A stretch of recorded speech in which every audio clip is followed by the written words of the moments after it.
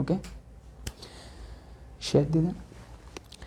আসসালামু আলাইকুম সবাইকে, কেমন আছো তোমরা? আশা করি সবাই ভালো আছো। আমি সাজ্জাদ ভাই আবারও তোমাদের মাঝে চলে এসেছি সেই সুদূর মিরপুর থেকে, কিন্তু শেষ পর্যন্ত আবারও বন্দি পাঠশালার স্টুডিওতে। কারণ আজকে কিন্তু কারেন্টের সমস্যার কারণে আসলে দুপুর 3টায় তোমাদের ক্লাস নেওয়ার কথা ছিল, কিন্তু কারেন্টের সমস্যা এতটাই সিভিয়ার হয়ে পড়েছে যে শেষ পর্যন্ত আবার এই মিরপুর থেকে, অর্থাৎ কাব্য ভাইয়ার কথা অনুযায়ী সুদূর মিরপুর থেকে আমাদের এই বন্দি পাঠশালার স্টুডিওতে এসে তারপরে ক্লাসটা নিতে হলো।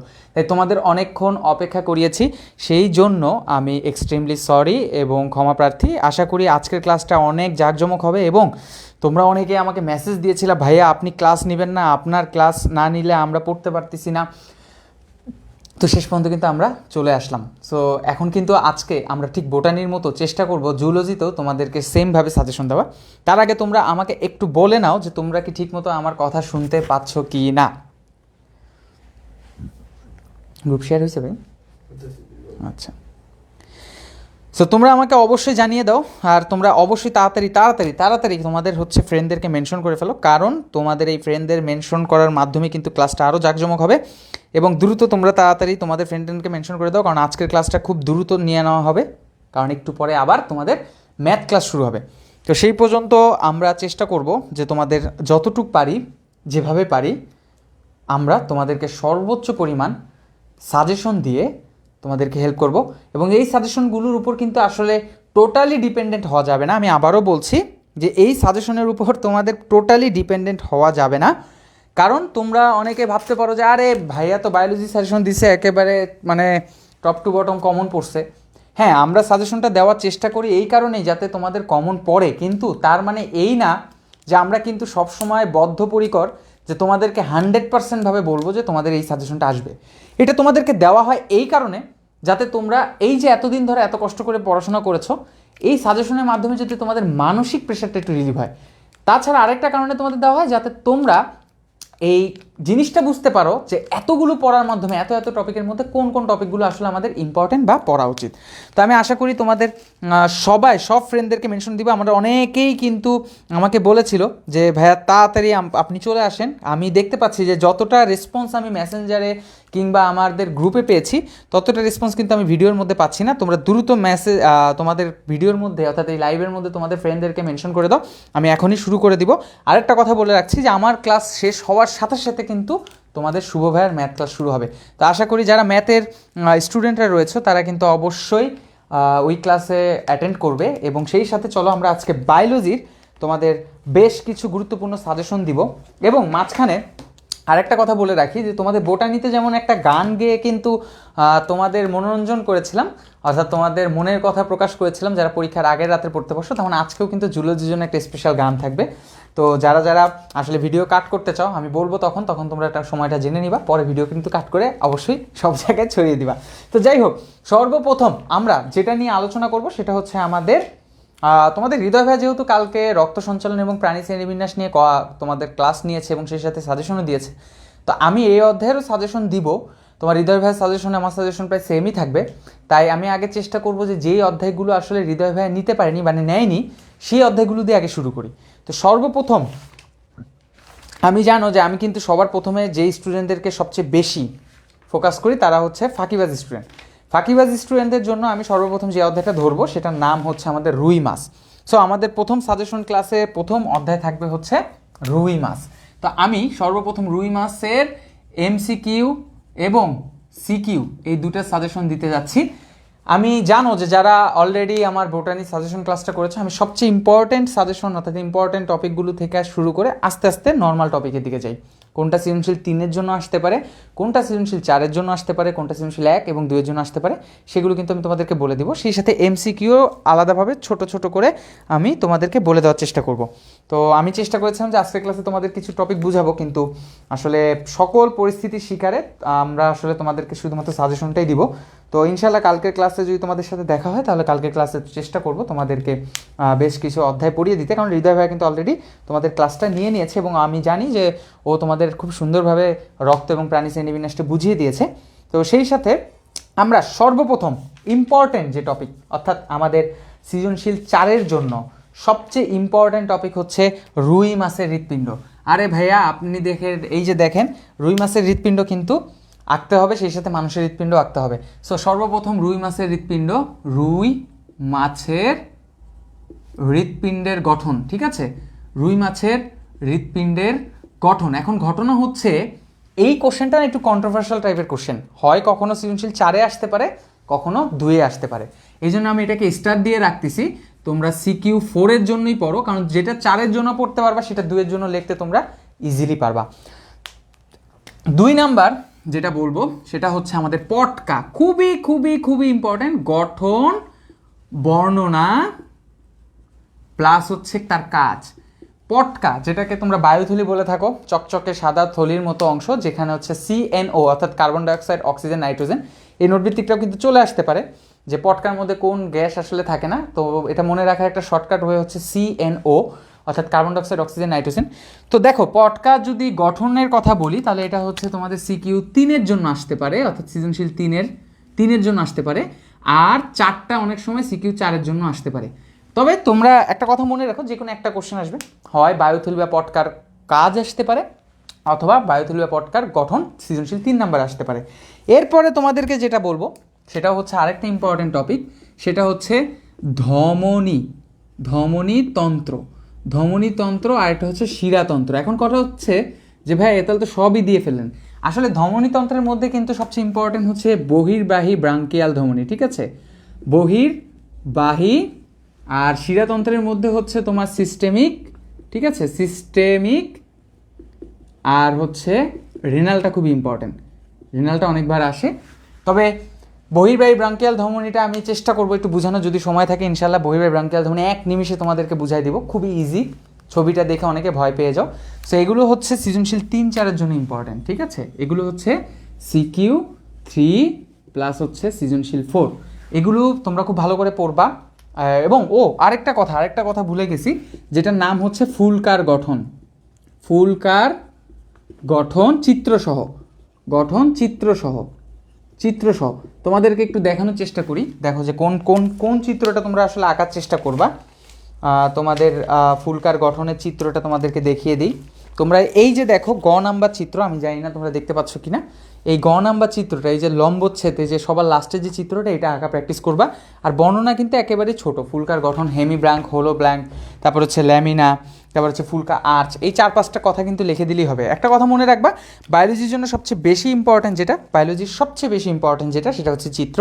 তুমি জুলজিতে যদি ফুলকার গঠন চিত্রসহ বর্ণনা চায়, তুমি যদি শুধুমাত্র চিত্রটা পারো, তুমি গঠনটা মানে বর্ণনা নাও পারো, তাও কিন্তু সৃজনশীল 3-এর মধ্যে 2 পেয়ে যাবা। এটা হচ্ছে সিকিউ 3-এর জন্য ইম্পর্টেন্ট। এইগুলো হচ্ছে মোস্ট ইম্পর্টেন্ট, মানে এগুলো তুমি কোনোভাবেই বাদ দিতে পারবা না, এটা কোনোভাবে বাদ দেওয়া যাবে না। তারপরে এইবার দেখো সৃজনশীল 3 তো চলে গেল, এবার আসো সৃজনশীল 1-2-এর ক্ষেত্রে। প্রথমে হচ্ছে সৃজনশীল 2-এর কথা বলি, যেটা হচ্ছে আইস। আইস হচ্ছে তোমার সৃজনশীল 2-এর জন্য আসে। একটা এমসিকিউ বলে দিই, এই এমসিকিউটা আসবে, সেটা হচ্ছে রুই মাছের আইসের নাম হচ্ছে সাইক্লয়েড আইস। এই রুই মাছের আইসের নাম কি? রুই মাছের আইসের নাম হচ্ছে সাইক্লয়েড আইস। আমি একটু হাসতেছি কারণে যে আমার হঠাৎ করে মনে পড়লো যে আমি রুই মাছের সাজেশন দেওয়ার পরেই কি গানটা গাবো কিনা, কারণ গানটার লিরিক্সটা খুবই, মানে গানটার টিউনটা সবার কাছে খুবই প্রিয়, কিন্তু লিরিক্সটা আসলে বানিয়েছি আমি মডিফাই করে। তো যাই হোক, রুই মাছের আইস হচ্ছে সৃজনশীল 2-এর জন্য ইম্পর্টেন্ট, আর রুই মাছের আইসের নাম হচ্ছে সাইক্লয়েড আইস। তোমরা যেহেতু প্রাণী শ্রেণীবিন্যাস অধ্যায়ের অলরেডি আজকে তারিখ হচ্ছে 18 তারিখ, 18 তারিখের মধ্যে তোমরা অলরেডি পড়ছো, এমন কেউই বলো না যে ভাই আপনার জন্যই খালি অপেক্ষা করছে, আপনার সাজেশন পাবো তারপরে পড়া শুরু করবো, এরকম স্টুডেন্ট থাকলে মাইক দিব। তো তোমাদের একটা কোশ্চেন বলি, কন্ডিকথ্রিস, অ্যাক্টিনোপট্রেজি এবং সার্কোপট্রেজি, এই 3টা, আবারও বলছি, কন্ডিকথ্রিস, অ্যাক্টিনোপট্রেজি, সার্কোপট্রেজি, তোমরা নিজেদের মধ্যে চেক করে নাও, আমি তোমাদের কমেন্টটা পড়বো, যারা যারা সঠিক অ্যান্সার দিবা তাদের কমেন্টটাই পড়বো। আমি আবারও বলছি, কন্ডিকথ্রিস, অ্যাক্টিনোপট্রেজি এবং সার্কোপট্রেজি, এই 3টা উপপর্বের, যেগুলো সবই মাছের তোমরা জানো যে মাছের উপপর্ব, এই 3টা মাছের উপপর্বের 3টা আইসের নাম বলো দেখি। এই আইসগুলো কিন্তু এমসিকিউতে চলে আসে। আমি যা যা আজকে লাইভে বলবো এবং কালকেও চেষ্টা করব, তো যা যা বলবো সেগুলো কিন্তু তোমাদের সিকিউতে আসবে। এবার দেখো যে ইনশাল্লাহ অনেক কোশ্চেনগুলো তোমাদের যখন বোটানির এমসিকিউ বিশেষ করে কোশ্চেনটা দেখেছি, তো তখন না আমি একটা জিনিস নিয়ে আফসোস করছিলাম যে আমি যদি ওই কোশ্চেনটা বলতাম, যেমন ফলের কোশ্চেনটা আমি নগ্নবীজি ক্লাস নেওয়ার সময় বলতে চাইছিলাম, ফলের ছন্দ দিয়ে বলতে চাইছিলাম যে একটা ছন্দ আছে যেটা দিয়ে তুমি ফলের নামগুলো মনে রাখতে পারো। দেখো ঠিকই কিন্তু ধানের কোশ্চেনটা ঢাকা বোর্ডে চলে আসছিল যে ধান এর উদাহরণ কোনটি, ঠিক আছে। আচ্ছা, আসফিয়া আরজিন বলছে সত্যি ভাই আপনার জন্য বসেছিলাম, এটা কিন্তু খুবই খারাপ একটা বিষয়। আসলে সেলফ ডিপেন্ডেন্ট হওয়া হচ্ছে সবচেয়ে বড় জিনিস। এখন আমার জন্য বসেছিলাম, আমি তোমাদের প্রথম থেকেই চাচ্ছিলাম না যেভাবে সাজেশন দিয়ে তোমাদের ওর মধ্যে সীমাবদ্ধতা করি, আমি চেয়েছিলাম যে তোমরা এই 2-3 দিন পড়বা, পড়ার পরে আজকে যেগুলো পাবা সেগুলো তোমরা আবার রিভিউ করবা। তো তোমরা আবার একটু দেখি অ্যান্সার করো। এই যে একজন অ্যান্সার অলরেডি করে ফেলেছে, মানিয়া জামান মনি, সে বলছে প্ল্যাকয়েড, সাইক্লয়েড, গ্যানয়েড, ভেরি গুড। আবার একজন বলছে রুবায়াতুল জান্নাতুল বলছে প্ল্যাকয়েড, সাইক্লয়েড এবং গ্যানয়েড, ভেরি গুড। অনেকেই সঠিক অ্যান্সার করেছে। এই আইস থেকে কিন্তু কোশ্চেন এমসিকিউ আসবে। রুবায়দ ইসলামও বলছে যে কন্ড্রিকথিস হচ্ছে প্ল্যাকয়েড, বাকি দুটা বলেনি। সো আমি এই যে জিনিসগুলো বলছি সেগুলোর জন্য কিন্তু তোমরা মনে রেখো। তো যাই হোক, আইসের গঠন এটা কিন্তু চিত্র সহ বর্ণনা করতে হবে। সৃজনশীল 2-এ আসলেও এটার হচ্ছে গঠনটা দিতে হবে, কিন্তু চিত্র। সৃজনশীল 2-এ আসলেও এটার গঠন চিত্র দিতে হবে, মাথায় রেখো। তারপরে আচ্ছা, তারপরে হচ্ছে তোমার বেশ কিছু এমসিকিউ আছে, সেই এমসিকিউগুলো আমি তোমাদেরকে একটু বলি। আচ্ছা, এটা তো বলেই দিলাম যে রুই মাছের আইসের নাম কি, সাইক্লয়েড আইস। এবার দেখো এমসিকিউ সম্পর্কে তোমাদের কিছু বলবো, তোমরা একটু কষ্ট করে খুব দ্রুত। আরেকটা কোশ্চেন মনে পড়ছে, ওই যে ইয়ার মতো নগ্নবীজির মতো একটা জিনিস মনে পড়ছে, যে নগ্নবীজিতে যখন তোমাদের সাজেশন দিচ্ছিলাম হঠাৎ করে মনে পড়ছিল যে শনাক্তকারী বৈশিষ্ট্য চাইলে কিন্তু দিয়ে দিতে পারে, ঢাকা বোর্ডে কিন্তু এভাবে চলে আসছে হঠাৎ করে। ঠিক ওই রকম সিচুয়েশনের মতো আমার একটা জিনিস মনে পড়ছে। এই কোশ্চেনটা কারো নজরে আসবে না, কিন্তু কোশ্চেনটা দিয়ে দিতে পারে। কোশ্চেনটা খুব একটা ইম্পর্টেন্ট না, আবার কোশ্চেনটা দিয়ে দিলেও তোমরা ইজিলিও পারবা। খুবই হাস্যকর একটা কোশ্চেন, হাস্যকর বলাটা আসলে ঠিক হবে না, সুন্দর একটা কোশ্চেন। সেটা হচ্ছে এই কোশ্চেনটা, সেটা হচ্ছে স্পেশাল কোশ্চেন, ঠিক আছে। এই কোশ্চেনটা কেউ চোখে আনবে না। সেটা হচ্ছে রুই মাছ সংরক্ষণ, 4 নাম্বারের জন্য রুই মাছ সংরক্ষণ। রুই মাছ সংরক্ষণ এটা কিন্তু সিকিউ 4-এ চলে আসতে পারে। দেখবা লাস্টের দিকে তোমার রুই মাছ সংরক্ষণ নিয়ে একটা বাংলা রচনা আছে, যে কিভাবে সংরক্ষণ করতে হবে। মাছ ধরা যাবে না, তারপরে আঙ্গুলিপনা দশা অবস্থায় ধরা যাবে না। আরেকটা কোশ্চেন করি, সেটা হচ্ছে যে প্রাকৃতিক কোন নদীতে, আচ্ছা এটা হচ্ছে এমসিকিউ, এটা খুব আসে। এটা হচ্ছে কোন, আচ্ছা লাইনের বাইরে চলে যাচ্ছি, ফ্রেমের বাইরে চলে যাচ্ছি, তোমরা একটু আগে এটা করো, আমি তোমাদের এখন এমসিকিউগুলো দিব, তোমরা খুব দ্রুত এগুলো তুলে ফেলো। আমি তোমাদের সময় দিচ্ছি, তোমাদের টাইম দিচ্ছি এটা তোলার জন্য, স্ক্রিনশট তোলার জন্য। স্ক্রিনশট তুলে ফেলো দ্রুত, 1 2 3। আমি এখন মুছে দিব, তারপরে তোমাদের কিছু এমসিকিউ বলি, রুই মাছ থেকে কিছু এমসিকিউ আসবে, তো এটা তোমরা অবশ্যই তুলে ফেলবা। আচ্ছা, আমি রুই মাছ থেকে কিছু এমসিকিউ সিকিউ এর কিছু জিনিস দেখো। এই কোশ্চেনটা আসবেই, এই কোশ্চেনটা আসবেই। ভেনাস হার্ট বা শিরা হৃৎপিণ্ড কাকে বলে? শিরা হৃৎপিণ্ড কাকে বলে? ভেনাস হার্ট বা শিরা হৃৎপিণ্ড কাকে বলে? খুবই ইম্পর্ট্যান্ট। আমি এক কথায় অ্যান্সারটা দিয়ে দিচ্ছি, আমি এটা ছবি এঁকে দিতে পারবো না। আমি আবারও বলছি যে আসলে আমাদের ভাগ্যটাই খারাপ, তোমাদের মতো তোমাদের ভাগ্য ভালো, কিন্তু আসলে আমার ভাগ্যটা খারাপ, যে আসলে আমরা কম সময় পেয়ে গিয়েছি। এটা আমি মুখে বলে দিচ্ছি, এটা ছবি এঁকে বুঝাতে গেলে আসলে অন্যান্য জিনিসগুলো দেওয়া যাবে না। খুবই লিমিটেড টাইমের মধ্যে তোমাদের ক্লাস নিতে হবে। এরপরে শুভ ভাইয়ের ক্লাস। ভেনাস হার্ট বা শিরা হৃৎপিণ্ড বলতে কি বোঝায়, মনোযোগ সহকারে শোনো। রুই মাছের হৃৎপিণ্ড সাধারণত এক চাকরিক হৃৎপিণ্ড। এই কোশ্চেনটাও আসতে পারে, শিরা হৃৎপিণ্ডের সাথে বলতে পারে যে এক চাকরিক হৃৎপিণ্ড। এই দুটা জিনিসই হচ্ছে সিকিউ, মানে এই যে দুটা জিনিসই হচ্ছে সিকিউ 1 প্লাস হচ্ছে 2, এই দুইটার জন্য ইম্পর্টেন্ট। অর্থাৎ ভেনাস হার্ট বা শিরা হৃৎপিণ্ড কাকে বলে বা বলতে কি বুঝো, অথবা এক চাকরিক হৃৎপিণ্ড বলতে কাকে বলে বা বলতে কি বুঝো। তো আমি তোমাদের একটা কথা বলি, দেখো ভেনাস হার্ট বা শিরা হৃৎপিণ্ড বলতে আসলে কি বোঝায়। মানুষের হৃৎপিণ্ড, তোমাদের কালকে হৃদয় ভাই বলেছিল যে মানুষের হৃৎপিণ্ডে কিন্তু যদি বলি অ্যাট্রিয়ামের কথা বা অলিন্দের কথা, তাহলে হচ্ছে দুটি, ডান অ্যাট্রিয়াম বাম অ্যাট্রিয়াম। নিলয়ের কথা বা ভেন্ট্রিকলের কথা বলতে গেল ডান ভেন্ট্রিকল বাম ভেন্ট্রিকল, অর্থাৎ 4টি প্রকোষ্ঠ রয়েছে। কিন্তু রুই মাছের কিন্তু 2টি প্রকোষ্ঠ, একটা হচ্ছে অ্যাট্রিয়াম, একটা হচ্ছে ভেন্ট্রিকল। অ্যাট্রিয়ামের আগে থাকে সাইনাস ভেনোসাস আর ভেন্ট্রিকলের পরে থাকে বালবাস আর্টেরিওসাস। এবং একটা ইম্পর্টেন্ট কোশ্চেন দেখো, আমি 4টা নাম বলছি, সাইনাস ভেনোসাস নামক উপপ্রকোষ্ঠ, অ্যাট্রিয়াম, তারপরে ভেন্ট্রিকল, তারপরে হচ্ছে বালবাস আর্টেরিওসাস। আমি যেভাবে বললাম সিরিয়াল অনুযায়ীভাবে রুই মাছের হৃৎপিণ্ডগুলোকে সাজানো আছে। সাইনাস ভেনোসাসকে বলা হয় উপপ্রকোষ্ঠ, অ্যাট্রিয়ামকে বলা হয় প্রধান প্রকোষ্ঠ, ভেন্ট্রিকলকেও বলা হয় প্রধান প্রকোষ্ঠ, আর বালবাস আর্টেরিয়াসকে বলা হয়ে থাকে সাধারণত রুই মাছের হৃৎপিণ্ডের কোনো অংশ নয়। এই কোশ্চেনটা যদি ট্রিকি কোশ্চেন দেওয়ার চেষ্টা করে সবাই কনফিউজড হয়ে যাবে, কি ব্যাপার, আমি তো হৃৎপিণ্ড আঁকার সময় পড়ার সময় পড়েছিলাম যে বালবাস আর্টেরিয়াসিস হচ্ছে হৃৎপিণ্ডের একটা অংশ। এই ভুলটা আমি আদমজিতে অর্থাৎ আমি আমার কলেজে ইন্টার লাইফে ভুল করেছিলাম, কনফিউজড হয়ে গেছিলাম যে এটা তো মনে হয় সঠিক অ্যান্সারই নেই। আসলে অ্যান্সারটা যদি এরকম আসে যে নিচের কোনটি রুই মাছের হৃৎপিণ্ডের অংশ নয়, অপশন এতে থাকবে দেখবা সাইনাস ভেনোসাস, 2 নাম্বার থাকবে অ্যাট্রিয়াম, 3 নাম্বার থাকবে ভেন্ট্রিকল, 4 নাম্বার থাকবে বালবাস আর্টেরিয়াসিস। সাধারণত বালবাস আর্টেরিয়াসিস হৃৎপিণ্ডের কোনো অংশ নেই, এটা হচ্ছে রক্ত প্রবাহ অর্থাৎ হৃৎপিণ্ডের রক্ত প্রবাহ নিয়ন্ত্রণ করে। তো যাই হোক, এটা তো আমি মেইন কথায় আসি। নর্মালি আমাদের হৃৎপিণ্ডের কিন্তু যেমন ডান অলিন্দ অর্থাৎ ডান অ্যাট্রিয়াম ডান ভেন্ট্রিকল থেকে কার্বন ডাইঅক্সাইড যুক্ত রক্তগুলো পাস করে, আর বাম অ্যাট্রিয়াম বাম ভেন্ট্রিকল থেকে অক্সিজেন যুক্ত রক্তগুলো পাস করে থাকে। রুই মাছের ক্ষেত্রে যেহেতু ওদের সাইনাস ভেনোসাস, তারপর হচ্ছে অ্যাট্রিয়াম ভেন্ট্রিকল, অর্থাৎ এটাকে বলা যেতে পারে একটা লম্বা নালীর মতো, যে ঠিক নালীটা এরকম, ঠিক আছে, আমি নালীটা দিয়ে জাস্ট বুঝাচ্ছি। এটা হচ্ছে রুই মাছই মনে করো, এইখানে মনে করো সাইনাস ভেনোসাস, এইখানে মনে করো অ্যাট্রিয়াম, এইখানে মনে করো ভেন্ট্রিকল, আর এই জায়গায় মনে করো হচ্ছে বালবাস আর্টেরিয়াসিস। আমি জাস্ট নালীটাকে তোমাকে দেখাচ্ছি, পুরো হৃৎপিণ্ড তো একে এখন দেখানো পসিবল না। তো এখন ঘটনা হচ্ছে যে রুই মাছের এই সাইনাস ভেনোসাস দিয়ে আমি যদি এটার নাম দিই, তাহলে এটার নাম হচ্ছে সাইনাস ভেনোসাস, এসবি দিয়ে নাম দিই, এটার নাম হচ্ছে অ্যাট্রিয়াম, ঠিক আছে, আর এটার নাম হচ্ছে ভেন্ট্রিকল, আর এটার নাম হচ্ছে বালবাস আর্টেরিয়াসিস। তো দেখো রুই মাছের সাইনাস ভেনোসাস দিয়ে কার্বন ডাইঅক্সাইড যুক্ত রক্ত প্রবেশ করে, যা অ্যাট্রিয়াম ভেন্ট্রিকল হয়ে বালবাস আর্টেরিয়াস দিয়ে বের হয়ে যায়। তাহলে রুই মাছের হৃৎপিণ্ড কিন্তু একটা সরু লম্বা নালীর মতো, যেটা শুধুমাত্রই একমুখী।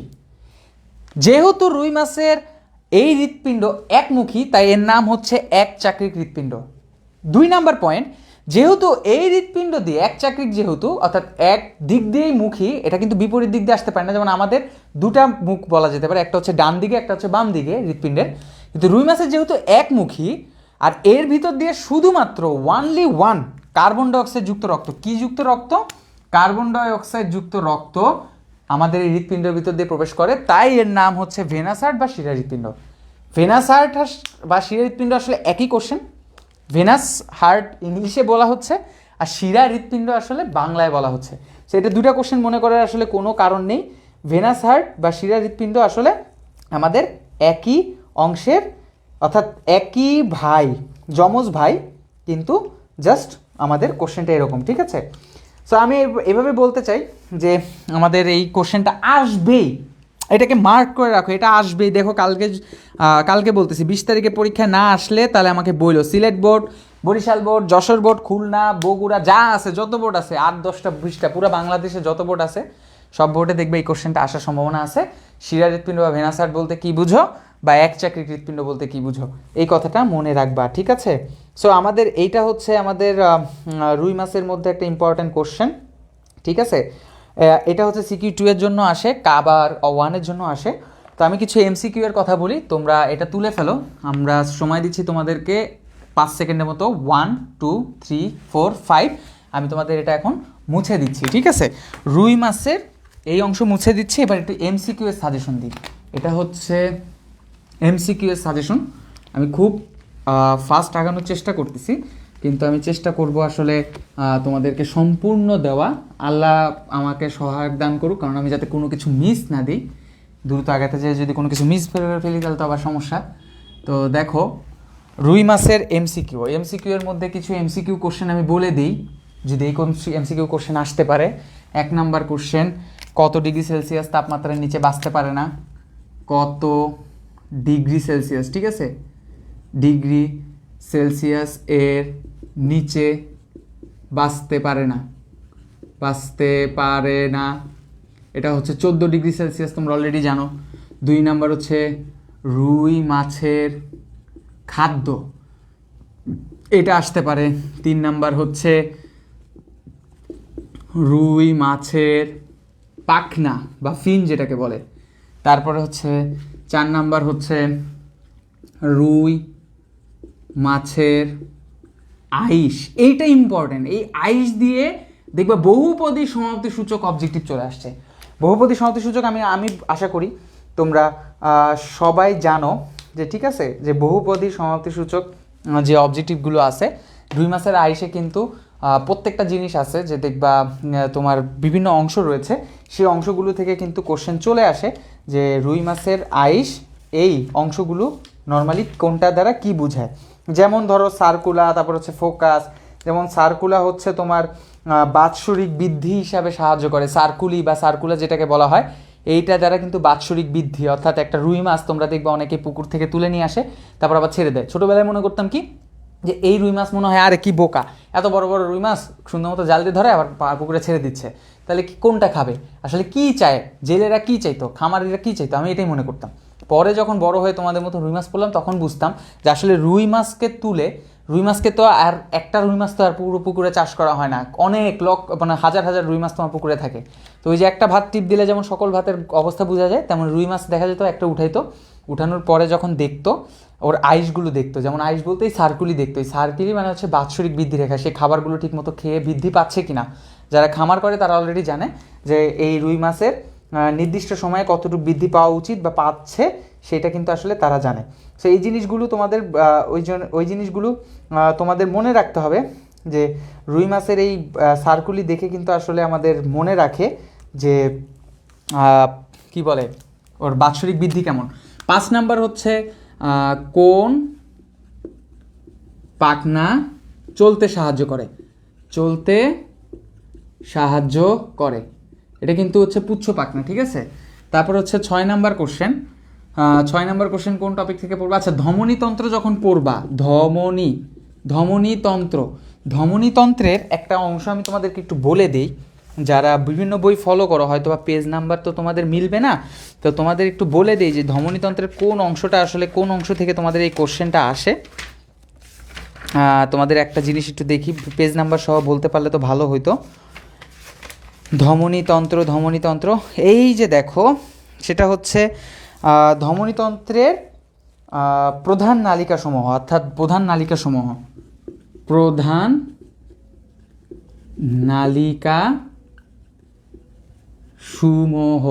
অর্থাৎ প্রধান নালিকাসমূহের মধ্যে হচ্ছে কি আছে দেখবে। ধমনীতন্ত্র বলতে বহির্বাহী ব্রাঙ্কিয়াল ধমনী, তোমাদের একটু ছবিটা দেখাই, বহির্বাহী ব্রাঙ্কিয়াল ধমনী কথা বলি যে আমাদের ধমনীতন্ত্রের প্রধান বহির্বাহী ব্রাঙ্কিয়াল ধমনী বলতে এই যে ছবিটা দেখতে পাচ্ছ, এখানে কতগুলো অবজেক্টিভ দেওয়া আছে, অর্থাৎ সাবক্লাভিয়ান ধমনী, সিলিয়াক ও মেসেন্টেরিক ধমনী, প্যারাটাল ধমনী, রেনাল ধমনী, ইলিয়াক ধমনী, কডাল ধমনী, এগুলো থেকে কিন্তু আমাদের অবজেক্টিভ আসে। যেমন দেখো ক্লাভিকল কোথায় থাকে বাবা, ক্লাভিকল থাকে ভাইয়া হচ্ছে বুকে অর্থাৎ বক্ষে। সো ক্লাভিকল থাকে যেহেতু বক্ষে, তার মানে আমাদের বুকে অর্থাৎ রুই মাছের বুকে হচ্ছে সাবক্লাভিয়ান ধমনী আমাদের রক্ত সরবরাহ করে। সিলিয়াক ও মেসেন্টেরিক এটা একটা পাকস্থলীর অংশ, তাই এটা বলা যেতে পারে আমাদের এই পাকস্থলী বা খাদ্যতন্ত্রের মধ্যেই রক্ত সংবহন তন্ত্র করে। পথে প্যারাইটাল, পথে হচ্ছে প্রাচীর, অর্থাৎ দেহের প্রাচীরে আসলে রক্ত সংবহন তন্ত্র বা সরবরাহ করে। রেনাল মানে তোমরা সবাই জানো এটার নাম হচ্ছে বৃক্ক, অর্থাৎ বৃক্কে এই রক্ত সরবরাহ করে। ইলিয়াক বলতাম এইভাবে মনে রাখতাম, দেখো আমাদের হিপবোনে 3টা অস্থি আছে, অর্থাৎ ইলিয়াম ইসচাম পিউবিস, আর হিপবোনকে বলা হয়ে থাকে শ্রোণী অস্থি চক্র। সো ইলিয়াক ধমনী আমাদের শ্রোণীতে আমাদের রক্ত সরবরাহ করে। আর কডাল মানে হচ্ছে লেজ, এখান থেকে কিন্তু অবজেক্টিভ চলে আসতে পারে, ঠিক আছে। তারপরে হচ্ছে বায়ুথলি পটকার গ্যাস, আচ্ছা বায়ুথলি বা পটকার গ্যাস, এটা হচ্ছে আমাদের 7 নাম্বার পয়েন্ট। বায়ুথলির গ্যাস প্লাস হচ্ছে এর গঠন থেকে এমসিকিউ চলে আসে। আর লাস্টে হচ্ছে 8 নাম্বার হচ্ছে প্রজনন তন্ত্রের বিভিন্ন ধাপ। যেমন দেখবা ধাপ বলতে আঙ্গুলিপোনা দশা 72 নাকি 76 ঘন্টা পরে হয়, তারপরে হচ্ছে ধানীপোনার সমাপ্তি ঘটে 96 ঘন্টা পরে, তারপরে কত ঘন্টা পরে 12 ঘন্টা পরে তোমার হচ্ছে চোখ দেখা যায় স্পষ্ট হয়, 24 ঘন্টা পরে ঠোঁট স্পষ্ট হয়। তোমাদেরকে আবারও বলি, তোমরা কিন্তু কালকে জানো যে আমি কালকে তোমাদের দাগানো বইয়ের পিডিএফ দিয়েছিলাম। সবচেয়ে বেটার হয় আসলে এইভাবে এমসিকিউ দিতে গেলে তো সারা রাত লাগবে, এমসিকিউ এইভাবে দেওয়াটা আসলে অনেক কঠিন, সিকিউ দেওয়া সহজ কিন্তু এমসিকিউ কি বলা সহজ। আমি তো তোমাদের কয়েকটা টপিক বলে দিচ্ছি, কিন্তু এই টপিকগুলো পড়ার পরেও সবচেয়ে বেটার হয়, আমি আবারও আজকে পোস্ট করব, আমি আজকে এই গ্রুপে দাগানো বইয়ের পিডিএফ পোস্ট করবো। আমি আবারও বলছি আমার সাথে অলরেডি 2.2K বা 2.3K স্টুডেন্ট আছো, তাদের সবাইকে বলছি যে আমি আবারও পোস্ট করব দাগানো বইয়ের পিডিএফ। তোমরা অবশ্যই দাগানো বইয়ের পিডিএফগুলো ফলো করো, তাহলে তোমাদের এইগুলো কষ্ট করে খোঁজা লাগবে না। ওইখানে যেগুলো দাগানো অংশগুলো রয়েছে ওইগুলো পড়লে অবশ্যই এমসিকিউ কমন পড়ে যাবে। আচ্ছা, তারপরে আসো এবার আমরা ফাঁকিবাজি স্টুডেন্ট থেকে একটু ভালো স্টুডেন্টের দিকে যাই।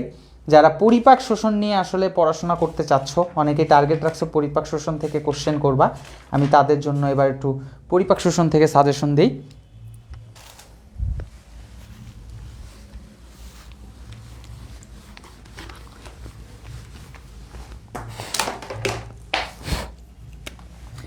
এবার হচ্ছে টপিকের নাম পরিপাক শোষণ, ঠিক আছে? পরিপাক শোষণ, পরিপাক শোষণ থেকে আসলে আমাদের প্রথম সবচেয়ে ইম্পর্ট্যান্ট যেই পরিপাক শোষণটা আসলে অনেকেই পড়বে না আমি জানি, কারণ আমি তো স্টুডেন্ট পড়াই আর স্টুডেন্টের মনোভাব সম্পর্কে আমি জানি যে পরিপাক শোষণ আসলে অনেকেই টার্গেট করবে না। সো পরিপাক শোষণ থেকে আমি তোমাদের কোশ্চেন বলে দিচ্ছি, মানে কোশ্চেন বলে দেওয়া বলতে হচ্ছে আমি তোমাদেরকে বলে দিচ্ছি আসলে কি কি পড়তে হবে, ঠিক আছে? পরিপাক শোষণ, পরিপাক শোষণের সর্বপ্রথম যকৃৎ, সবচেয়ে ইম্পর্টেন্ট, যকৃতের সঞ্চয়ী ও বিপাকীয় ভূমিকা, এটা হচ্ছে মোস্ট ইম্পর্ট্যান্ট, এটা হচ্ছে সিকিউ 3+4 ইম্পর্ট্যান্ট। এখন বিপাকীয় ভূমিকার মধ্যে কিন্তু সিঙ্গেল করে আসতে পারে, যেমন হচ্ছে কার্বোহাইড্রেট অথবা প্রোটিন অথবা লিপিড, এই তিনটা জিনিস বেশি আসতে পারে। তবে সঞ্চয়ী ভূমিকা হচ্ছে সব পড়তে হবে, কারণ সঞ্চয়ী ভূমিকা আসলে স্পেসিফিকভাবে বলবে না যে যকৃৎ কীভাবে রক্ত সঞ্চয় করে, যকৃৎ কীভাবে, আচ্ছা আচ্ছা তোমাদের দেখো যেটা বলতেছিলাম সেটা হচ্ছে যে যকৃৎ কীভাবে রক্ত সঞ্চয় করে বা যকৃৎ কীভাবে ভিটামিন সঞ্চয় করে, এইসব জিনিস কিন্তু আসবে না। মোস্ট ইম্পর্ট্যান্ট একটা অবজেক্টিভের কথা বলি, এই যকৃৎ থেকে এমসিকিউ বলি, সেটা হচ্ছে পানিতে ও চর্বিতে দ্রবণীয় ভিটামিন, ঠিক আছে? ভিটামিন এইগুলো বলো তো দেখি, পানিতে এবং চর্বিতে দ্রবণীয় ভিটামিনের নাম কি? একটা সাইড মনে রাখলে কিন্তু আসলে অন্য সাইডগুলো ইজিলি মনে থাকে। পানিতে এবং চর্বিতে দ্রবণীয় ভিটামিনের নাম কি? দেখি আমাকে অ্যান্সার করো যে পানিতে এবং চর্বিতে দ্রবণীয় ভিটামিনের নাম কি? পানিতে এবং চর্বিতে দ্রবণীয় ভিটামিনের নাম কে অ্যান্সার করতে পারবা? পানিতে দ্রবণীয় ভিটামিনের নাম কিংবা চর্বিতে দ্রবণীয় ভিটামিনের নাম, পানিতে দ্রবণীয় ভিটামিনের নাম কিংবা চর্বিতে দ্রবণীয়। আচ্ছা, এখানে একজন বলছে এস রহমান চায় মমিন, এখানে এডিইকে লিখছে, কিন্তু কিসের দ্রবণীয় ভিটামিন এটা কিন্তু আমাকে উল্লেখ করেনি, স্পষ্টভাবে বলেনি। পানিতে দ্রবণীয় ভিটামিন এবং চর্বিতে দ্রবণীয় ভিটামিনের নাম এটা কিন্তু আমাকে কেউ বলেনি, ঠিক আছে? চর্বিতে, আচ্ছা ফারজানা সূচনা সে বলছে চর্বিতে ভাইয়া ADEK, ভেরি গুড। ফারজানা সূচনা অ্যান্সার দিয়েছে যে চর্বিতে দ্রবণীয় ভিটামিনের নাম হচ্ছে ADEK, সুন্দর একটা অ্যান্সার। আচ্ছা এবার আসো, পানিতে দ্রবণীয় ভিটামিন এবং চর্বিতে দ্রবণীয় ভিটামিন হচ্ছে ADEK, এটা তোমরা মনে রাখবা। আচ্ছা, যকৃতের সঞ্চয় ভূমিকার পরে আমাদের যেটা আসবে সেটা হচ্ছে সবচেয়ে ইম্পর্ট্যান্ট হচ্ছে অগ্নাশয়ের পরিপাক, 2 নাম্বার সবচেয়ে ইম্পর্ট্যান্ট, অগ্নাশয়ের খাদ্য পরিপাকে ভূমিকা। অগ্নাশয় খাদ্য পরিপাকের ভূমিকা মানে হচ্ছে, দেখবা তোমরা এত বড় পড়ার দরকার নেই, ছক আছে একটা, পরিপাক শোষণে একটা স্পেশাল ছক আছে, যেই ছক থেকে আসলে অগ্নাশয়ের পরিপাকের ভূমিকা, যে কার্বোহাইড্রেট তারপর প্রোটিন লিপিড তিনটা খাদ্যই পরিপাক করে, জাস্ট 4-5টা খাদ্য এবং তাদের এনজাইমের নাম, অর্থাৎ কার্বোহাইড্রেটের 4-5টা খাদ্য তার এনজাইমের নাম, প্রোটিনের 4-5টা খাদ্য তার এনজাইমের নাম এবং তারপরে পরিপাক করে সর্বশেষ উপাদান কী, তারপরে লিপিডের 4-5টা খাদ্য এবং তার এনজাইমের নাম, শেষ করে কী হয়, এই জিনিসগুলো কিন্তু তোমাদের মনে রাখতে হবে, এটা কিন্তু ইম্পর্টেন্ট। তারপরে আরেকটা জিনিস বলি, এখান থেকে একটা এমসিকিউ বলি, সেটা হচ্ছে আলফা, বিটা, তারপর হচ্ছে গামা, আর এটা হচ্ছে ডেল, ঠিক আছে? এই তিনটা কোষ থেকে 3 ধরনের এনজাইম নিঃসৃত হয়, তার মধ্যে সবচেয়ে বেশি আসে হচ্ছে আলফা এবং বিটা থেকে। তোমরা আমাকে বলো তো অগ্নাশয়ের আলফা কোষ থেকে কি নিঃসৃত হয় এবং বিটা কোষ থেকে কি নিঃসৃত হয়? অগ্নাশয়ের আলফা কোষ থেকে কি নিঃসৃত হয় এবং বিটা কোষ থেকে কি নিঃসৃত হয়? আমাকে একটু অ্যান্সার করো। আচ্ছা, অগ্নাশয়ের আলফা কোষ থেকে কি নিঃসৃত হয় এবং বিটা কোষ থেকে কি নিঃসৃত হয়, আমাকে একটু অ্যান্সার করো দ্রুত। এবং তোমাদের কিন্তু অনেক স্টুডেন্টের পরিমাণ অনেক কম, খুবই কষ্ট পেলাম যে আসলে এত আগ্রহ করলা, কিন্তু তোমাদের স্টুডেন্ট দেখি একদমই নাই, একেবারে কম স্টুডেন্ট। আলফা, বিটা, গামা এবং ডেল্টা, এই 3টা কোষ থেকে আসলে কি আচ্ছা, একজন আলফা বিটা বললেই হবে, একজন অ্যারাবিক নামে একজন স্টুডেন্ট, সে হচ্ছে গ্লুকাগন ইনসুলিন গুড। আলফা থেকে গ্লুকাগন, বিটা থেকে insulin, very good. Rashed Kamal Siddique বলছে ওয়াটার বি কমপ্লেক্স সি, আচ্ছা এটা হচ্ছে আগের অ্যান্সার দেওয়ার চেষ্টা করতেছে। বিটা থেকে ইনসুলিন হয়, ভেরি গুড। আর আচ্ছা আলফা গ্লুকাগন আর বিটা হচ্ছে ইনসুলিন, ভেরি গুড। এটা কিন্তু এমসিকিউ আকারে আসবে, তোমরা অনেকে এটা পারো, এটা কিন্তু এমসিকিউ আকারে আসবে, very good very good very good. চলো এটা তো একটা এমসিকিউ বলে দিলাম, অগ্ন্যাশয়ের ভূমিকা। এবার দেখো একটা মোস্ট ইম্পর্ট্যান্ট টপিক বলবো, সেই টপিকটা খুবই মজার। সেটা হচ্ছে এই টপিকটা কখনোই কেউ চিন্তা করে না এবং এটা আসতে পারে হয় সৃজনশীল, আচ্ছা এটাও কিসের জন্য আসবে, সৃজনশীল 3 অথবা 4-এর জন্য। এবার আসো স্থূলতা। স্থূলতা এটা হচ্ছে কাকে বলে, কাকে বলে হয় সিকিউ 1-এর জন্য আসবে, অথবা আরেকটা ইম্পর্টেন্ট কোশ্চেন যেটা আসতে পারে সেটা হচ্ছে স্থূলতার কারণ, ঠিক আছে, স্থূলতার কারণ সিকিউ 4-এ আসবে। যদি দেখো প্রথম কোশ্চেন স্থূলতা কাকে বলে আসে তাহলে বুঝবা যে স্থূলতার কারণ তোমার আসবে না, আর যদি দেখো 4 নাম্বার স্থূলতার কারণ চলে আসছে তাহলে স্থূলতা কাকে বলে এই কোশ্চেন আর আসবে না, এটা মনে রাখবা, ঠিক আছে। স্থূলতা কাকে বলে বা স্থূলতার কারণ এটা তোমাদের কোশ্চেনে আসে, হয় স্থূলতা কাকে বলে আসবে অথবা স্থূলতার কারণ, অর্থাৎ কী কী কারণে স্থূলতা হতে পারে সেটা বলতে পারে, বা প্রতিকার আসতে পারে। প্রতিকারটা একবারে রিডিং করে নাও, এটা খুবই ইজি পড়া, একেবারে মানে বাংলা পড়ার মতো। সেটা হচ্ছে প্রতিকারটাও একবার রিডিং পড়লেই তোমাদের হয়ে যাবে। আচ্ছা এটার এমসিকিউটা বলে দিই, এটার এমসিকিউ হচ্ছে বিএমআই রেঞ্জ, এই রেঞ্জগুলো পড়বা। বিএমআই রেঞ্জ অর্থাৎ দেখবা যে 18.5 থেকে 24.9 হচ্ছে তোমার স্বাভাবিক বিএমআই, 25 থেকে 29.99 হচ্ছে স্থূলতা অতিরিক্ত ওজন, তারপরে 30 থেকে 34.9 স্থূলতার প্রথম ধাপ, এভাবে কিন্তু শুরু হয়েছে, ঠিক আছে। এই ধাপগুলো পড়বা, বিএমআই রেঞ্জগুলো পড়বা, বিএমআই রেঞ্জ পড়বা। এবার হচ্ছে 4 নাম্বার হচ্ছে বৃহদান্ত্রের কাজ, বৃহদান্ত্রের কাজ, এটা ইম্পর্টেন্ট, এটা হচ্ছে সিকিউ 4-এর জন্য ইম্পর্টেন্ট। প্লাস হচ্ছে খাদ্য শোষণ, খাদ্য শোষণ প্রক্রিয়া। আসলে এই অধ্যায়টা অনেক বড়, বুঝছো, এইভাবে আসলে অধ্যায়টা অনেক বড়, যে যে টপিকগুলো ইম্পর্টেন্ট সেগুলো আমি তোমাদেরকে বলছি। খাদ্য শোষণ প্রক্রিয়া এটা ইম্পর্টেন্ট, খাদ্য শোষণ প্রক্রিয়াটা তোমাদের সৃজনশীল 4-এ আসতে পারে। তবে একটা কথা মনে রেখো যে যে সকল বোর্ড তোমরা দেখতেছো যে ধারাবাহিকভাবে ফিজিক্স বলো, কেমিস্ট্রি বলো, ম্যাথ বলো, বা যেটাই বলো না কেন, যে প্রশ্নগুলো পরীক্ষাগুলো হয়েছে ফিজিক্স কেমিস্ট্রি, এই কোশ্চেনগুলো কিন্তু যারা দেখতেছো যে ধারাবাহিকভাবে যে কোশ্চেনগুলো হচ্ছে, এই কোশ্চেনগুলো তোমাদের যেটা হয় আর কি, ইম্পর্টেন্ট যেটা বলতে চাচ্ছিলাম সেটা হচ্ছে যে এই কোশ্চেনগুলো তোমাদের ধারাবাহিকভাবে সবচেয়ে বেশি কিন্তু মানে যে সকল বোর্ডগুলো আসলে কোশ্চেনগুলো কঠিন আসতেছে তাদের ক্ষেত্রে একটা কথা বলে রাখি, তাদের ক্ষেত্রে কিন্তু একটা উল্টাপাল্টা কোশ্চেন দিতে পারে। এই কোশ্চেনটা আসলে দিয়ে দিলে কিছুই করার থাকবে না স্টুডেন্টদের, যারা পরিপাক শোষণ পড়তে চাচ্ছ। এই কোশ্চেনটা একটু উল্টাপাল্টা কোশ্চেন, কেন উল্টাপাল্টা বলতেছি সেটা তোমাদেরকে এখনই বলতেছি, যে কোন কোশ্চেনটা আসলে দিতে পারে। যারা মনে করতেছো কোশ্চেন ইজি হবে তাদের না পড়লেও চলবে, কিন্তু যারা মনে করতেছো যে কোশ্চেনটা ইজি হবে না, সেটা হচ্ছে যে কি বলে পরিপাকে স্নায়ুতন্ত্রের ভূমিকা, অর্থাৎ আমাদের গ্যাস্ট্রিক জুস ক্ষরণ।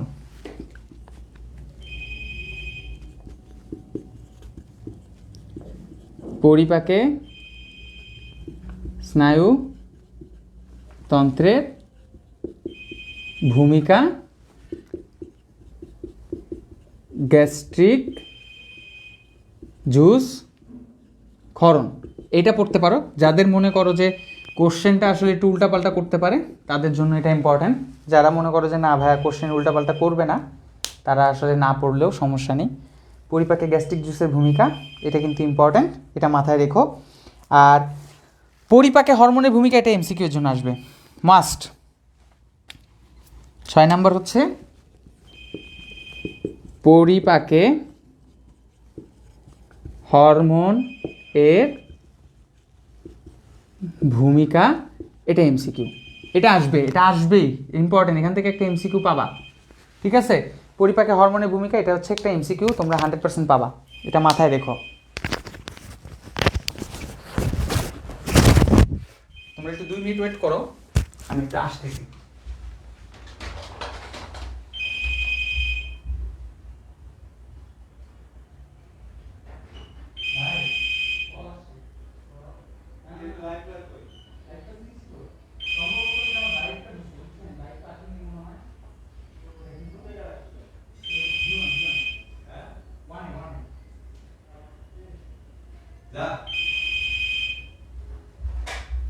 হ্যালো হ্যাঁ আচ্ছা আমরা দেখি কি বল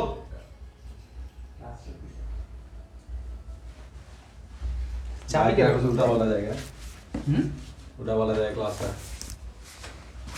চাবিটা রাখলেন তো এই যে এটা একটা চাবি বাইকের চাবি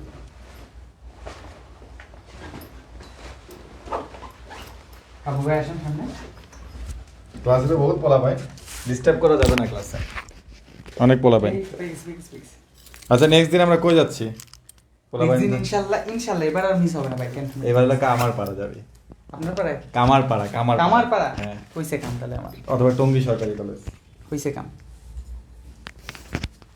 ডিস্ট্রাক্ট হয়ে গেছে ঘুমিয়ে গেছে কি দিব ওকে পোলা ভাই পোলাপান ছিল কিন্তু মাঝখানে ডিস্ট্রাক্ট হয়ে গেছে 2.1 যাবে কি মাঝখানে আসলে ডিস্ট্রাক্ট হয়ে গেছে আসলে আমরা সবাই বাইকার কিন্তু বাইকটা ঠিকমতো পার্ক না করার কারণে এটা হচ্ছে লেভেল 1 এ লেভেল 1 কি লিফটের সাথে তোকে এমনি বলদ বলি লিফটের সাথে ক্যামেরা লাগাইছে ওখানে তো সব বাইক আছে বলছিলাম আমি জানতাম এরকম কিছু একটা হবে ভাই ইয়া আছে কিন্তু ওই যে ডিসলকটা খুলেন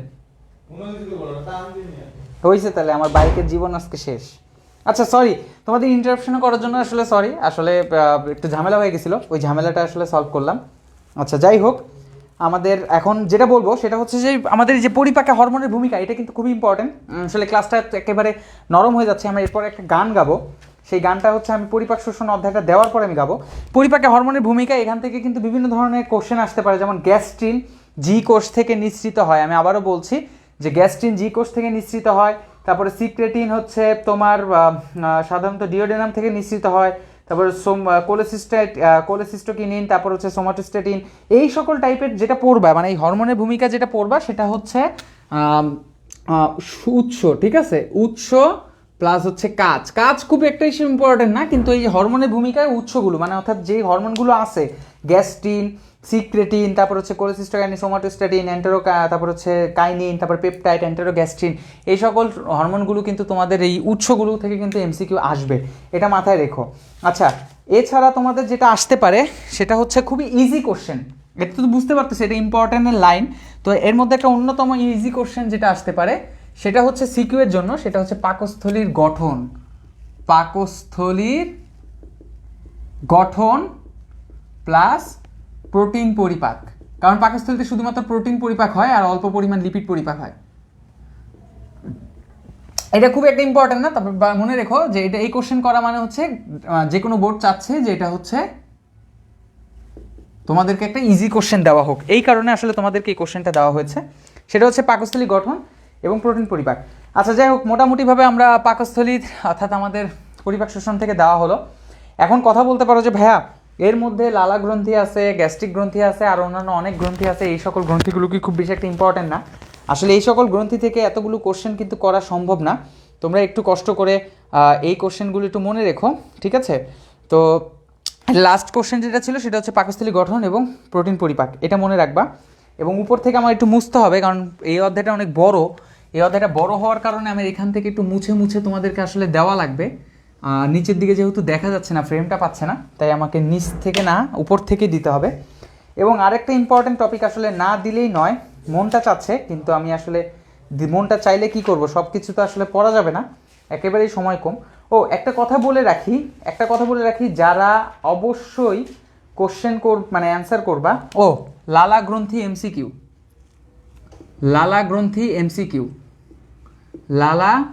গ্রন্থি এমসিকিউ হিসেবে পড়বা যেমন আমাদের 3 প্রকার লালা গ্রন্থি আছে প্যারোটিড সাবম্যান্ডিবুলার সাবলিঙ্গুয়াল এর মধ্যে সবচেয়ে বড় গ্রন্থি হচ্ছে প্যারোটিড গ্রন্থি লালা গ্রন্থি এমসিকিউ প্লাস হচ্ছে তোমার এই যে লালা গ্রন্থির নালীর ওপেন আচ্ছা লালা গ্রন্থির নালীগুলোর ওপেন ঠিক আছে এটা মনে রাখবা তো আমি একটা কথা বলি, লালা গ্রন্থি আমাদের সাধারণত 3 প্রকার লালা গ্রন্থি আছে। একটা হচ্ছে প্যারোটিড, তারপর হচ্ছে সাবম্যান্ডিবুলার, একটা হচ্ছে লিঙ্গুয়াল। এর মধ্যে সবচেয়ে বড় গ্রন্থি হচ্ছে আমাদের প্যারোটিড গ্রন্থি, এবং প্যারোটিড গ্রন্থির মধ্যে একটা কথা মনে রাখবা যে প্যারোটিড গ্রন্থি কিন্তু আমাদের দ্বিতীয় ঊর্ধ্বমূলারে এর ডাক্ট বা নালীটা ওপেন হয়, আর সাবম্যান্ডিবুলার সাবলিঙ্গুয়ালের ওপেনটা একই জায়গায়। সো এই কথাটা তোমরা একটু কষ্ট করে মনে রাখবা যে লালা গ্রন্থির থেকে কিন্তু এমসিকিউ আসতে পারে। তো এগুলো হচ্ছে মোটামুটিভাবে আমাদের সিকিউ এবং এমসিকিউ ফর পরিপাক শোষণ। তা আমি তোমাদের একটা কথা বলি, তো যারা যারা ক্লাস করছো তারা তো ভালো, যারা যারা এখনও পড়তে বসো নাই, এরকম বেশ কিছু পাবলিককে আমি পাচ্ছি যে তোমরা অনেকে কমেন্ট করছো যে ভাইয়া আপনি হচ্ছে কি বলে আপনার সাজেশনে পরে আমরা পড়বো। তো যারা হচ্ছে আজকে রাত্রে বা পরে আগের দিন, মানে আবার এমনও কিছু লিজেন্ড আছে যে লিজেন্ডগুলো হচ্ছে তোমাদের মানে কালকে রাত্রে পড়তে বসবে, তো সেই সকল লিজেন্ডের জন্য আমি একটা গান বানিয়েছি। যেমন বোটানির জন্য একটা গান কিন্তু ছিল যে আমি পারি না আর পারি না, আমি কেন পড়ি না। তা আজকে জুলজি তারা যদি ঠিকভাবে এই 5টা দিন, মানে 15 তারিখ থেকে তোমরা সুযোগ পেয়েছো, 15, 16, 17, 18, 19, 5টা দিন, 20 তারিখে পরীক্ষা। তোমরা এই সময়টাকে যদি একেবারে অপচয় করে থাকো, আজকে 18 তারিখ অর্থাৎ 3 থেকে 4 দিন যদি তোমরা অপচয় করে থাকো, আমি আবারও বলছি, তারা তাহলে পরীক্ষার আগে জুলজির এই পরীক্ষার আগে এই গানটা গাবে, ঠিক আছে? গানটা একটু মজার, টিউনটা অনেক পরিচিত, ঠিক আছে? বায়োলজি শুরু করি, বিসমিল্লাহির রহমানির রহিম। ওকে, বায়োলজি গড়গড়াইয়া পড়তাছি। আচ্ছা, গানটা গাইতে আমার নিজেরই হাসি পাইতেছে। আচ্ছা, বায়োলজি গড়গড়াইয়া পড়তাছি, খালি আমি ভুলতাছি। এই গানটা গাবা। বায়োলজি গড়গড়াইয়া পড়তাছি, খালি আমি ভুলতাছি। হাইরে জুলজি আমার বুকে আয় ওরে, হাইরে জুলজি আমার বুকে আয়। বুকের ভেতর আছে হার্ট, তার ভিতরে রক্তের পার্ট। জিন তত্ত্ব আমায় পাগল বানাইছে। আরে বুকের ভেতর আছে হার্ট, তার ভিতরে রক্তের পার্ট। পরিপাক শোষণ আমায় পাগল বানাইছে। বায়োলজি বায়োলজি গড়গড়াইয়া পড়তাছি, খালি আমি ভুলতাছি। এরকম সিচুয়েশন যাদের যাদের হচ্ছে, তো এই গান গেতে যাওয়ার কিন্তু আসলে হাসি পাচ্ছিল, কারণ এই গানটা আমি সবচেয়ে মজার একটা বিষয় কি দেখো, যে এই গানটা আসলে আমি কেন হাসি পাচ্ছে, আজকে আবার সার্জারি পরীক্ষা ছিল, খুবই কঠিন একটা পরীক্ষা ছিল, টার্ম পরীক্ষা। এই পরীক্ষার মাঝখানে রাত ঠিক তখন 2টা নাকি 3টার দিকে আমি চিন্তা করলাম যে বোটানির মতো একটা জুলজিরও একটা গান গাওয়া উচিত। তো গানটা যখন আমি লিখতেছিলাম তখন আমার কেন যেন হাসি পাইতেছিল যে পানি গড়গড়াইয়া পড়তাছে, বাবাই আমায় ডাকতাছে। তো তখন আমার মনে পড়লো বায়োলজি গড়গড়াইয়া পড়তাছি, খালি আমি ভুলতাছি। হাই রে জুলজি আমার বুকে আয়। ও, বুকের ভেতর আছে হার্ট, তার ভিতরে রক্তের পাট। জিন তত্ত্ব আমায় পাগল বানাইছে। ওকে, আচ্ছা শুরু করি। আমরা আমাদের আবার চলে যাই, আমরা জিন তত্ত্ব, এবার হচ্ছে আমরা জিন তত্ত্বের পর্বে চলে যাই। অনেক গানগুলো কিন্তু আমরা গেয়ে ফেলছি। তো এখন আমাদের যেটা করতে হবে সেটা হচ্ছে যে আমাদের জিন তত্ত্বের যে টপিকগুলো আছে সেই টপিকের মধ্যে চলে যেতে হবে। মাঝখানে কিন্তু কিছু কোশ্চেন থাকতে পারে সৃজনশীল একের জন্য। পরিপাক কাকে বলে, তারপরে হচ্ছে তোমার শোষণ কাকে বলে, এই সকল কোশ্চেনগুলো কিন্তু দিতে পারে। এতগুলো কোশ্চেন আসলে দেওয়াটা আসলে অনেক কঠিন হয়ে যাচ্ছে। কোনটা থেকে কোনটা দিব, কোনটা রেখে কোনটা করব, সবগুলো কিন্তু ঘোলায় ফেলতেছি। চলো এবার আমরা একটু জিন তত্ত্ব নিয়ে আলোচনা করি। ইনশাল্লাহ জিন তত্ত্বের ক্লাস নিয়ে আমরা আলোচনা করব। সবার ফার্স্টে জিন তত্ত্বের মোস্ট ইম্পর্টেন্ট জিনিস, খুবই খুবই খুবই ইম্পর্টেন্ট জিনিস, জিন তত্ত্ব। জিন তত্ত্বের যে টপিকগুলো আসলে আমাদের সবচেয়ে বেশি ইম্পর্টেন্ট, মোস্ট ইম্পর্টেন্ট, 1 নাম্বার জিন তত্ত্বের 1 নাম্বার ইম্পর্টেন্ট টপিক, যে মার্কার দিছে আরেকটু হলেই গেছিলাম আমি। জিন তত্ত্বের 1 নাম্বার টপিক, মার্কার খালি কেটে যায়, সেটা হচ্ছে লাল সবুজ বর্ণান্ধতা।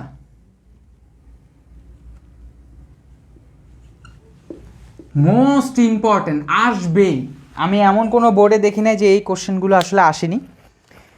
তো এবার আমাদের জিনতত্ত্বের এই টপিকটা মনে রাখতে হবে যে জিনতত্ত্বের এই টপিকটা খুবই খুবই ইম্পর্টেন্ট। লাল সবুজ বর্ণান্ধতা, লাল সবুজ বর্ণান্ধতার কোশ্চেনগুলো কেমন হবে সেটা সম্পর্কে তোমাদের একটু আলোচনা করি। জিনতত্ত্ব থেকে যারা আলোচনা করতে চাও, জিনতত্ত্ব থেকে যারা অ্যান্সার করতে চাও, তারা কিন্তু আসলে আচ্ছা, একজন বলতেছে ভাইয়া গানের লিরিকটা ভুলে যাচ্ছি। আচ্ছা সমস্যা নেই, আমি পড়া শেষ করার আগে মানে একেবারে শেষ পর্যায়ে যারা থাকবা তাদের জন্য আবার এই গানটা খুব সুন্দর করে গাবো, কারণ আমার নিজেরও হাসি পাচ্ছিল। তো আমাদের এই কালার ব্র্যান্ড যে টপিকটা আছে সেই টপিকটা থেকে একটু মনোযোগ সহকারে শোনো। আসলে তোমাদের কমেন্ট দেখলে আমিও ডিস্ট্র্যাক্ট হয়ে যাই, অনেক মজার মজার কমেন্ট করো তোমরা। লাল সবুজ বর্ণান্ধতা থেকে কিন্তু অনেক ইম্পর্টেন্ট কোশ্চেন আসবে এবং একটু পেঁচানো থাকবে। দেখা যাবে যে দুইটা কাপলের কথা বলবে, একটা কাপলের মধ্যে মা, মনে করো এক্স ওয়াই একটা কাপল, আর মনে করো এ বি একটা কাপল। এর মধ্যে মনে করো এক্স হচ্ছে মা, সে দেখা গেল বর্ণান্ধ বাহক। এ বির মধ্যে মনে করো বি হচ্ছে বাবা, সে মনে করো বর্ণান্ধ রোগে আক্রান্ত বা কালার ব্লাইন্ড রোগে আক্রান্ত। এখন ঘটনা হচ্ছে এরকম কোশ্চেন আসতে পারে যে তাদের থেকে একটা মেয়ে, তাদের থেকে একটা ছেলে হলো, অর্থাৎ এক্স ওয়াই থেকে একটা মেয়ে হলো আর এ বি থেকে একটা ছেলে হলো। তারপরে তোমার গ নাম্বার কোশ্চেন দিতে পারে যে এদের দুজনের বিয়ে হলে পরবর্তী প্রজন্ম আসলে কেমন হবে, এই কোশ্চেনটা কিন্তু দিতে পারে। সো লাল সবুজ বর্ণান্ধতা নিয়ে ইনশাল্লাহ বা জিনতত্ত্ব নিয়ে আসলে আমরা চেষ্টা করব কালকে একটা ক্লাস নেওয়ার। তো জিনতত্ত্ব কিন্তু সবাই অ্যান্সার করবা, এটা তোমরা মনে রাখবা, ঠিক আছে? লাল সবুজ বর্ণান্ধতা জিনতত্ত্ব নিয়ে আমি বুঝাবো। তোমরা যারা চাচ্ছ, যে যারা ভাবতেছো যে ভাইয়া এটা বুঝানো লাগবে, এটা বুঝাবো, এটা নিয়ে টেনশন করো না, এই অধ্যায় নিয়ে খুব সুন্দর করে একটা ক্লাস নিব। এরপরে আসো ইম্পর্টেন্ট টপিকের মধ্যে এটা সৃজনশীল 3-4-এ আসবে। এরপরে খুবই মজার একটা টপিক আছে, এই টপিকটা আসলে অনেকেই কোশ্চেন করতে চাও না, সেটা হচ্ছে প্রকট অ্যাপিস্টেসিস। 2 নাম্বার হচ্ছে প্রকট অ্যাপিস্টেসিস। এটা হচ্ছে যেটার অনুপাত হচ্ছে 13:3। সাদা লেঘর্ন এবং সাদা ওয়াইনডট মুরগি, এই প্রকট অ্যাপিস্টেসিস থেকে কিন্তু কোশ্চেন আসে, এটা তোমাদের মনে রাখতে হবে। এটা খুবই একটা প্যাচের একটা জিনিস, কারণ ম্যাক্সিমামই কিন্তু অনুপাতগুলো 1:2:1, 9:7 অথবা 9:3:3:1, ঠিক আছে? এই সকল টপিকগুলো থেকে কিন্তু আমাদের কোশ্চেনগুলো চলে আসে, কিন্তু এই একটা অনুপাত যেটা হচ্ছে আসলে তোমাদের একটু ভিন্ন। তোমাদের হয়তো বা কোশ্চেন তোমাদের ডাইরেক্টলি বলে দিতে পারে যে প্রকট অ্যাপিস্টেসিস সাধারণত বর্ণনা করো, অথবা তোমার এইভাবে বর্ণনাগুলো কিন্তু তোমাকে করতে হবে। সো প্রকট অ্যাপিস্টেসিস হচ্ছে সাদা লেঘন সাদা ওয়াইনডট মুরগি দিয়ে প্রমাণ করে, এটা খুবই ইম্পর্টেন্ট। আর এটা হচ্ছে দুটা সৃজনশীল 3-4-এর জন্য, ঠিক আছে? এটা very very important, CQ 3 plus হচ্ছে 4। আর দেখো, আর যদি CQ 3 এর জন্য যেটা হচ্ছে সমপ্রকটতা প্লাস হচ্ছে সমপ্রকটতা, তারপর অসম্পূর্ণ প্রকটতা, এই দুটা কিন্তু হচ্ছে CQ 3-তে খুব বেশি আসে, কারণ এদের অনুপাত দুটাই হচ্ছে কি 1:2:1।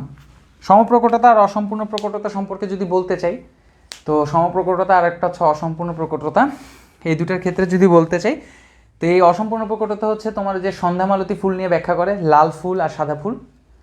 অসম্পূর্ণ প্রকটতা মানে হচ্ছে যে প্রকট জিন পুরোপুরি বৈশিষ্ট্য প্রকাশ করতে পারবে না, আর প্রচ্ছন্ন জিন পুরোপুরিভাবে প্রচ্ছন্ন হয়ে থাকবে না, তাদের দুইজনের মাঝামাঝি বৈশিষ্ট্য প্রকাশ পাবে। তার মানে যদি লাল ফুল এবং সাদা ফুল, সন্ধ্যামালতী ফুল নিয়ে আলোচনা করো, কালকে বুঝাবো, এই দুটো ফুল নিয়ে যদি তোমরা ক্রস করো, তখন দেখা যাবে লাল সাদার মাঝামাঝি, অর্থাৎ কি, তোমরা যদি রুয়াবজা আর হচ্ছে দুধ, তোমরা সবাই রোজার মাসে কিন্তু সবচেয়ে কমন খাবার দেখবা, বাসার সবচেয়ে অনেকের ফেভারিট একটা খাবার হচ্ছে রুয়াবজা।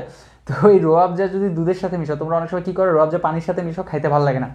রুয়াবজা এবার চেষ্টা করবে দুধের সাথে মিশাইতে, দেখবা যে মিল্কশেক, স্ট্রবেরি মিল্কশেক যেরকম লাগে সেই মিল্কশেকের মতো। তার মানে আমি এটা বুঝাতে যাচ্ছি যে লাল এবং সাদার মাঝামাঝি কালার কি, সেটা হচ্ছে গোলাপি। সো গোলাপি কালারটা কিন্তু আমাদের এই অসম্পূর্ণ প্রকটতার উদাহরণ। আর সমপ্রকটতা হচ্ছে যে সাদা একটা মুরগি এবং কালো একটা মুরগি, আন্দালুসিয়ান মোরগ এবং মুরগিকে নিয়ে ব্যাখ্যা করা হয়েছিল। কালো মোরগ আর সাদা মুরগি, তাদের মাঝে ক্রস করা হলে সমানভাবে দুইজনের বৈশিষ্ট্য প্রকাশ পাবে। অর্থাৎ যদি সাদার একটা মুরগির মধ্যে যদি 20টা পালক থাকে, তার মধ্যে সাদা পালক থাকবে 10টা, কালো পালক থাকবে 10টা, চেক কালারের হবে। অর্থাৎ সাদা মুরগি এবং কালো মোরগ থেকে ক্রস ঘটানো হলে তাদের থেকে যে বাচ্চারা আসবে, তাদের কিন্তু চেক কালারের বাচ্চাগুলো আসবে, ঠিক আছে? তো চেক অর্থাৎ এটাকে বলা হয় সমপ্রকটতা, এটা সৃজনশীল 3-এর জন্য আসবে। 4 নাম্বার একটা অন্যতম নর্মাল টপিক হচ্ছে মুখ বধিরতা। এটাও কিন্তু CQ 4-এর জন্য আসবে। তারপরে 5 নাম্বার টপিক হচ্ছে রক্ত সঞ্চালনের সঞ্চালনের জটিলতা জটিলতা। আচ্ছা এইটা একটু বুঝাই দিই মুখে। রক্ত সঞ্চালনের জটিলতা এটা কিন্তু CQ4 এর জন্য আসতে পারে। এইটার কোশ্চেনটা একটু বুঝাই দিই। যারা হচ্ছে এটা হচ্ছে দুটা কেস নিয়ে কাজ করা হয়ে থাকে। একটা হচ্ছে তোমার মেয়ে, সে যদি মনে করো A নেগেটিভ হয় আর ছেলে যদি A পজিটিভ হয় তাহলেই আসলে সমস্যাটা সৃষ্টি হবে। এটা হচ্ছে গর্ভধারণজনিত জটিলতা। আর যে সকল তোমরা স্টুডেন্টরা আছো যারা নেগেটিভ রক্তধারী হয়ে থাকো, অর্থাৎ A নেগেটিভ হতে পারো, B নেগেটিভ হতে পারো, AB নেগেটিভ হতে পারো, O নেগেটিভ হতে পারো, যে নেগেটিভই হও না কেন, তাদের জন্য কি সমস্যা হতে পারে? 2 নম্বরের সমস্যা, সেটা হচ্ছে রক্ত সঞ্চালনের জটিলতা। আচ্ছা ঘটনাটা কি আসলে, তাহলে এটা মানে মেইনলি বুঝায়। ধরো তোমরা যারা আছো তোমাদেরকে সবাইকে উদ্দেশ্য করে বললাম, তুমি মনে করো A নেগেটিভ রক্তধারী, তোমার কোনো কারণবশত রক্ত লাগবে, তোমাকে ডাক্তার বলছে যে তোমার 2 ব্যাগ রক্ত লাগবে 3 মাস বা 4 মাস পর পর। এখন তুমি চেষ্টা করবে কি A নেগেটিভ ব্যক্তিকে খোঁজার, যে A নেগেটিভ ডোনার বা দাতা এমন একজন ব্যক্তি যার রক্তের গ্রুপ হবে A নেগেটিভ। কিন্তু কোনো কারণবশত আসলে নেগেটিভ রক্ত আসলে পৃথিবীতে মানুষের অনেক কম সংখ্যক মানুষকে পাওয়া যায় যে কোনো গ্রুপের রক্ত, নেগেটিভ রক্ত। তো তুমি দেখা গেল কোনো কারণবশত নেগেটিভ রক্ত পেলে না, হঠাৎ করে তুমি খোঁজ পেলা যে আমার রক্ত হচ্ছে A পজিটিভ। তখন তুমি বললা যে ভাইয়া আমি তো কোথাও ডোনার পাচ্ছি না, আপনি একটা কাজ করেন যে আপনি আমাকে 1 ব্যাগ রক্ত দেন, কারণ আপনারটা হচ্ছে A পজিটিভ, আমারটা হচ্ছে A নেগেটিভ। এ তো মিলছে, পজিটিভ নেগেটিভ না মিলুক। এতে প্রবলেম কী হবে? তুমি আমার রক্ত নিবা, কোনো প্রবলেম নাই, তোমার বডির ভিতরে অ্যান্টি আরএস ফ্যাক্টর নামে একটা ফ্যাক্টর তৈরি হবে। অর্থাৎ যখন একটা পজিটিভ রক্ত, অর্থাৎ A পজিটিভ রক্ত যদি A নেগেটিভ ব্যক্তির রক্তে ভিতরে প্রবেশ করা হয়, দেহের ভিতরে প্রবেশ করা হয়, তখন অ্যান্টি আরএস ফ্যাক্টর তৈরি করে। অ্যান্টি আরএস ফ্যাক্টর প্রথমবার রক্ত গ্রহণের মাধ্যমে তৈরি হলে খুব বেশি একটা সমস্যা তৈরি করে না, কিন্তু এটার একটা নির্দিষ্ট টাইম আছে। এই অ্যান্টি আরএস ফ্যাক্টর নির্দিষ্ট টাইম পর কিন্তু কী হয়ে যাবে? নষ্ট হয়ে যাবে। তো দেখা গেল কি তুমি সেই নির্দিষ্ট টাইমের আগেই আবার সেকেন্ড টাইম তুমি আবার রক্ত আমার কাছ থেকে বা অন্য কারোর কাছ থেকে নিলা, নিয়ে বললা যে ভাই আমার আরও একবার রক্ত লাগবে। ঠিক আছে, তুমি আবার A পজিটিভ রক্ত নিলা। তুমি তার মানে কি হলো? তুমি আমার কাছ থেকে একবার রক্ত নিলা, তুমি আরেক ব্যক্তিকে কাছ থেকে 4 মাস বা 3 মাস পর আবার A পজিটিভ রক্ত নিলা। তখন কি হবে? এমনি আমার রক্ত তোমার বডির ভিতরে অ্যান্টি আরএস ফ্যাক্টর তৈরি করছে, আবার আরেকজন ব্যক্তির রক্ত গ্রহণ করার কারণে, A পজিটিভ রক্ত গ্রহণ করার কারণে আবারও অ্যান্টি আরএস ফ্যাক্টর তৈরি করবে। ডাবল অ্যান্টি আরএস ফ্যাক্টর তৈরি হওয়ার কারণে তোমার রক্তের ভিতরে, তোমার রক্তনালীর ভিতরে রক্তগুলো জমাট বেঁধে যাবে। এটাই হচ্ছে রক্ত সঞ্চালনের জটিলতা। আসো এবার গর্ভধারণজনিত জটিলতা। ঠিক আছে, এবার আসো গর্ভধারণজনিত জটিলতা। গর্ভধারণজনিত জটিলতার ক্ষেত্রে শুধুমাত্র মনে রাখবা, যদি মেয়ে নেগেটিভ হয় আর ছেলে পজিটিভ হয় তাহলেই প্রবলেমটা হবে, কিন্তু ছেলে নেগেটিভ হলে মেয়ে পজিটিভ হলে কোনো প্রবলেম হবে না। কি প্রবলেমটা হবে? ধরো একটা মেয়ে নেগেটিভ রক্তধারী আর একটা ছেলে হচ্ছে পজিটিভ রক্তধারী, তো তাদের মধ্যে বিয়ে হলো। বিয়ে হওয়ার পরে যখন মেয়েটা গর্ভধারণ করবে, তখন তোমরা জানো যে একটা বাচ্চা কিন্তু একটা অমরার ভিতরে এভাবে চুপটি করে গুপটি করে সাধারণত থাকে আর কি। ঠিক আছে, তো যখন একটা মানে বাচ্চা তৈরি হবে ওই A নেগেটিভ রক্তধারী মেয়ের গর্ভের ভিতরে, তখন বাবার যেই পজিটিভ রক্তের অ্যান্টি আরএস ফ্যাক্টর সেগুলো অমরা ভেদ করে বাচ্চাকে সরাসরি অ্যাটাক করার চেষ্টা করবে। অ্যাটাক মানে হচ্ছে যে মারার চেষ্টা করবে না, ওইগুলো অমরা ভেদ করে বাচ্চার দেহে প্রবেশ করবে। অর্থাৎ যেই অ্যান্টি আরএস ফ্যাক্টরের কথা একটু আগে বলছি, সেই অ্যান্টি আরএস ফ্যাক্টরটাই অমরা ভেদ করে বাচ্চার দেহে প্রবেশ করবে, এবং বাচ্চার দেহে প্রবেশ করার পরে ফলে তখন তার ভিতরে ম্যাচিউর আরবিসি তৈরি হবে, যেটাকে আমরা বলি অকাল পক্ক। তোমরা অনেকে বলো না, দেখা যায় যে ছোট মানুষ কিন্তু বেশি বুঝে, দুষ্টামি করে, অনেক বড়দের মতো কথা বলে, তখন আমরা বলি এ তো অল্প বয়সে পেকে গেছে। তেমনি দেখা গেছে যে একটা আরবিসি একটা বাচ্চার দেহে তৈরি হওয়ার জন্য যতটুকু সময়ের প্রয়োজন তার অনেক আগে, মনে করো কথার কথা ধরে নাও যে বাচ্চাটার 6 মাস পরে তার আরবিসিটা পরিপূর্ণভাবে তৈরি হবে, কথার কথা আমি বলতেছি, কিন্তু দেখা গেল কি যে তার 4 মাস বয়সেই তার রক্তের আরবিসিগুলো পরিপূর্ণ হয়ে যাচ্ছে, তাহলে কি আমরা সেটাকে বলবো ম্যাচিউর আরবিসি। আর যখনই এই ম্যাচিউর আরবিসি তৈরি হবে তখন বাচ্চার দেহে রক্ত স্বল্পতা দেখা দিবে, কিংবা বাচ্চাটা মারা যাবে, কিংবা বাচ্চা জন্মগ্রহণ করলেও অসুস্থ থাকবে, এই একটা সমস্যা হয়। এই জন্য বলি যে নেগেটিভ মেয়ে এবং পজিটিভ ছেলে কোনো বিয়ে দেওয়া উচিত না। এখন তুমি বলতে পারো ভাই খালি কি A নেগেটিভ A পজিটিভ এরকমই, কিংবা O নেগেটিভ O পজিটিভ, মানে যে কোনো নেগেটিভ মেয়ের সাথে পজিটিভ ছেলের বিয়ে হলে এই সমস্যাটা হতে পারে। আবার অনেকের কাছে শোনা যায় যে আমি যখন স্টুডেন্ট পড়ে, অনেক স্টুডেন্ট বলে আমার অমুক আমার তমুক, কিংবা নিজের কথাই বলে যে ভাই আমার মা তো নেগেটিভ বাবা তো পজিটিভ, সেক্ষেত্রে তো আমাদের কোনো প্রবলেম হয় নাই। আসলে এটার ক্ষেত্রে কি হয় যে যখন এরকম নেগেটিভ পজিটিভ হয়, আমরা যেহেতু সায়েন্সের যুগে বাস করছি, তো তোমরা জানো যে সায়েন্টিফিক্যালি মেডিকেল সায়েন্স অনেক দূর এগিয়ে গিয়েছে। তো তখন দেখা যায় কি যে বিজ্ঞানীরা একটা ইনজেকশন আবিষ্কার করছে, যে ইনজেকশনটা তখন ডেলিভারির আগে যদি মায়ের দেহে পুশ করে দেওয়া হয় তখন আর এই প্রবলেমটা বাচ্চার মধ্যে হয় না। তো যদি কোনো কারণবশত তোমার আত্মীয় স্বজনের মধ্যে এরকম বিয়ে হয়েও থাকে যে একটা নেগেটিভ মেয়ের সাথে একটা পজিটিভ ছেলে বিয়ে হয়ে গেছে, তাহলে তবে অবশ্যই তাকে জানাবা এবং ক্লিনিকে বা বিভিন্ন হাসপাতালে বললে তারাই বলে দিবে যে কোন ইনজেকশনটা কোন সময় কিভাবে তোমার দেহে মানে অর্থাৎ ওই মেয়ের দেহে পুশ করলে বাচ্চা সুরক্ষিত থাকবে। আর যদি ইনজেকশন পুশ না করে, প্রথম বাচ্চার সমস্যাগুলো তো বললাম যে জন্ডিস হবে, রক্ত স্বল্পতা হবে, কিন্তু দ্বিতীয় বাচ্চার আবার যখন গর্ভধারণ করার চেষ্টা করবে তখন এমনও হতে পারে অকাল গর্ভপাত হবে, অর্থাৎ দেখা গেছে 4 মাসেই গর্ভপাত হয়ে গেছে।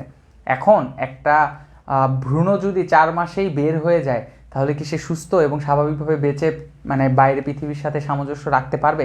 সে কিন্তু সামঞ্জস্য রাখতে পারবে না। তার মানে কি সে তখন মারা যাবে, অর্থাৎ মৃত অবস্থায় বের হবে।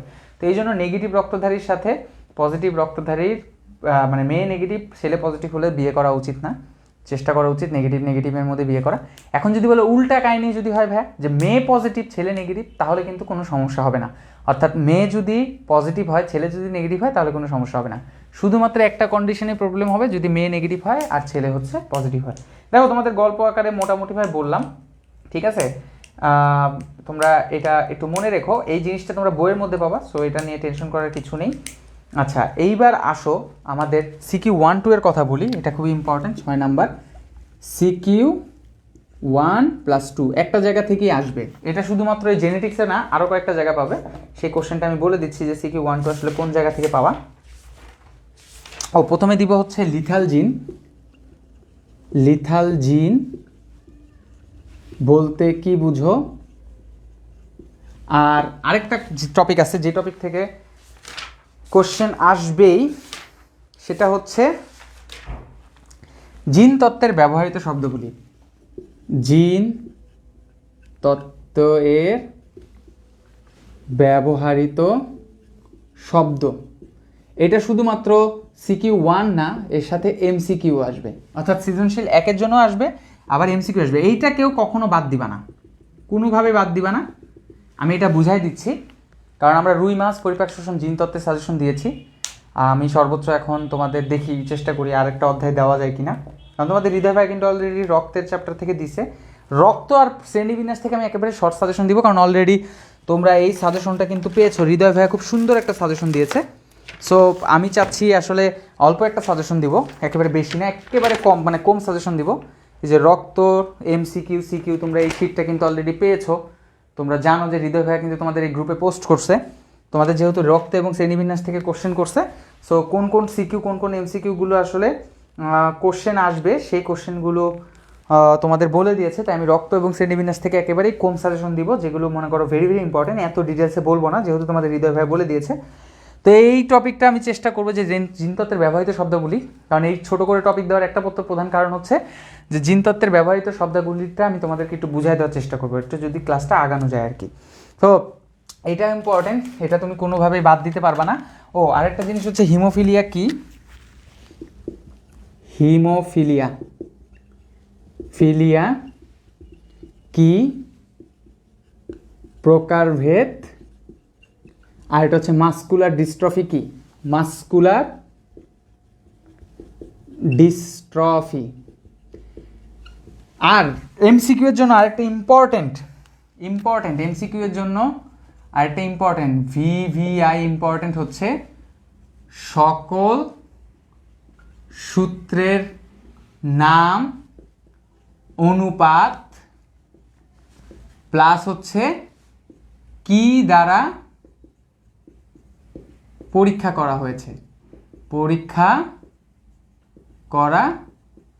হয়েছে, যদিও আমি আবারও বলছি যারা আবার নতুন করে জয়েন করছো যে আমাদের এমসিকিউ সাজেশন কিন্তু আসলে দাগানুবের পিডিএফ তোমাদেরকে দিয়ে দেওয়া হয়েছে। সো দাগানুবের পিডিএফ যেহেতু তোমাদেরকে দিয়ে দেওয়া হয়েছে তাই এমসিকিউ এত ডিটেলসে বলা হচ্ছে না। তো সকল সূত্রের নাম অনুপাত এবং কি দ্বারা পরীক্ষা করা হয়েছে এটা কি বলতে বোঝানো হয়েছে, যেমন দেখো অসম্পূর্ণ প্রকটতার ইংলিশ নামটা পড়বা, ইন্টারমিডিয়েট জিনের জন্য হয়।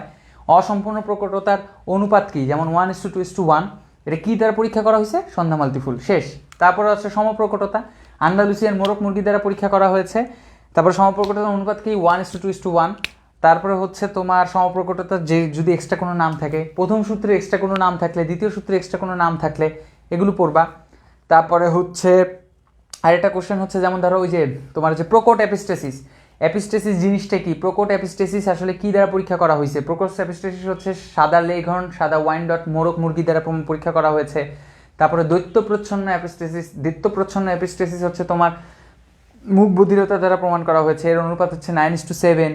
তারপর হচ্ছে দেখবা বেগুনি ফুল, অর্থাৎ সাদা ফুল মটর, সাদা মিষ্টি মটর থেকে তোমার হচ্ছে বেগুনি মিষ্টি মটর, অর্থাৎ দ্বিতীয় সূত্রে ব্যতিক্রম সূত্র, ওটার অনুপাত 9:7।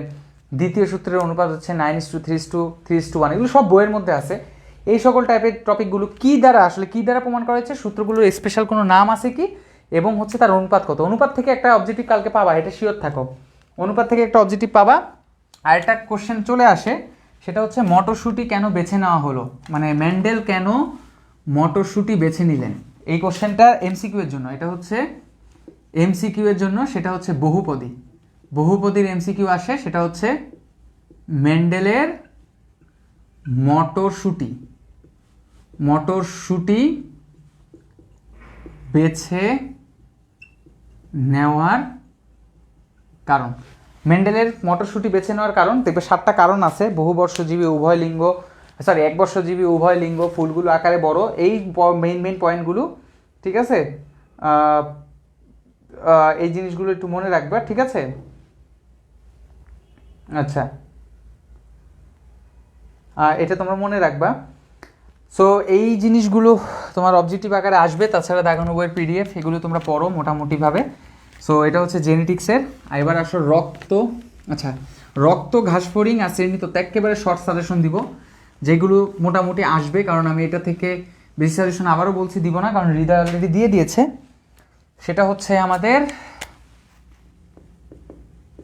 রক্ত, ঘাসফড়িং, আর এটা হচ্ছে শ্রেণীবিন্যাস।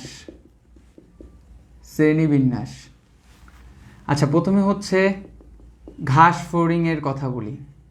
ঘাসফড়িং জানি অনেকেই পড়বা না, তারপরে যদি কেউ পড়তে চাও তাহলে এটার সবচেয়ে ইম্পর্টেন্ট দর্শন কৌশল,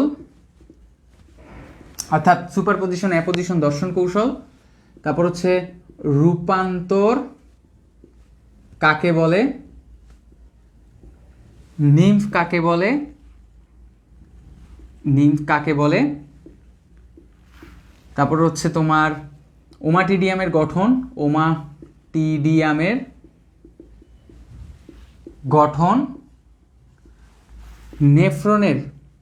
নেফ্রনের গঠন ও ক্রিয়াকৌশল। আর এটা হচ্ছে হরমোন, এটা পড়বা। আর রক্তের কথা বলি, রক্ত তো ইম্পর্টেন্ট, সবগুলি রক্ত সবাই পড়বা। প্রথম ইম্পর্টেন্ট হচ্ছে হৃৎপিণ্ডের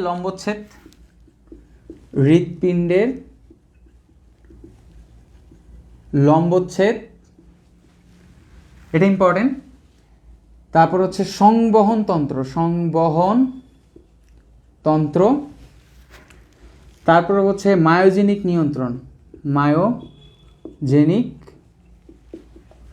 নিয়ন্ত্রণ, এটা পড়বা। সেই সাথে কার্ডিয়াক চক্রটা খুব বেশি একটা আসে না, তারপরে তোমরা পড়ে ফেলতে পারো। কার্ডিয়াক চক্র অন্য কোনো বোর্ডে আসতে পারে, কুমিল্লা বোর্ড, চট্টগ্রাম বোর্ড, যারা একটু কঠিন কোশ্চেন করে তাদের আসতে পারে।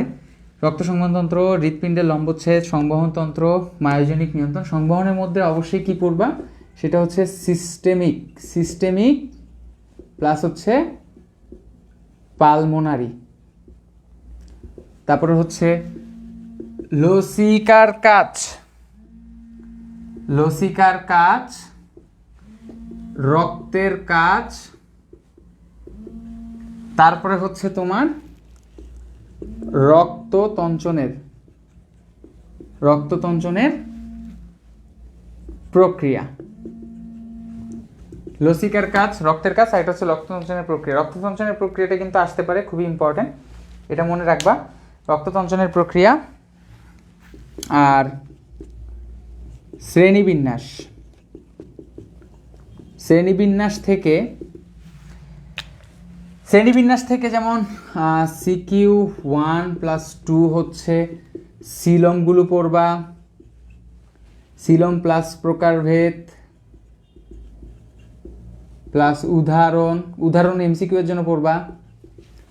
তারপরে হচ্ছে তোমার আরেকটা জিনিস কি বলছে সেটা হচ্ছে প্রতিসাম্যতা, এর মধ্যে হচ্ছে দ্বিপার্শ্বীয় প্লাস হচ্ছে অরীয়, এই দুটা। তারপরে হচ্ছে তোমার দ্বিস্তরী ও ত্রিস্তরীর পার্থক্য। ঠিক আছে, দ্বিস্তরী এবং ত্রিস্তরীর পার্থক্য এটা পড়বা। এগুলো হচ্ছে সিকিউ 1-2 এর জন্য অনেক বেশি ইম্পর্টেন্ট। আর হচ্ছে আচ্ছা, শ্রেণীবিন্যাসের সিকিউ 3+4 এর মধ্যে আমি বলে দিই, পর্ব 3+4 একসাথে মিক্স করে পড়বা। এটাই হচ্ছে ভিভিআই। 3 মানে হচ্ছে প্লাটিহেলমিনথিস, পর্ব 4 মানে হচ্ছে নেমাটোডা। তারপরে হচ্ছে পর্ব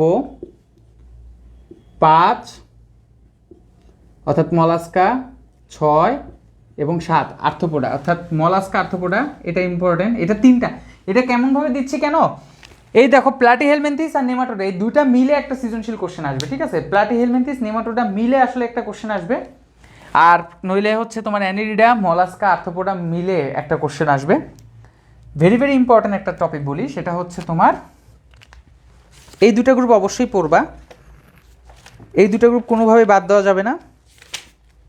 সেটা হচ্ছে very very important, urochordata plus cephalochordata plus cephalochordata plus Vertebrata.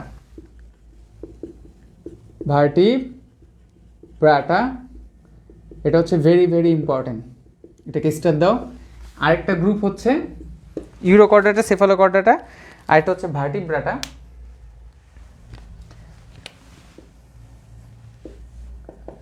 আরেকটা ইম্পর্টেন্ট টপিক হচ্ছে তোমার কন্ডিকথ্রিস, অ্যাক্টিনোপট্রিজি, সার্কোপট্রিজি।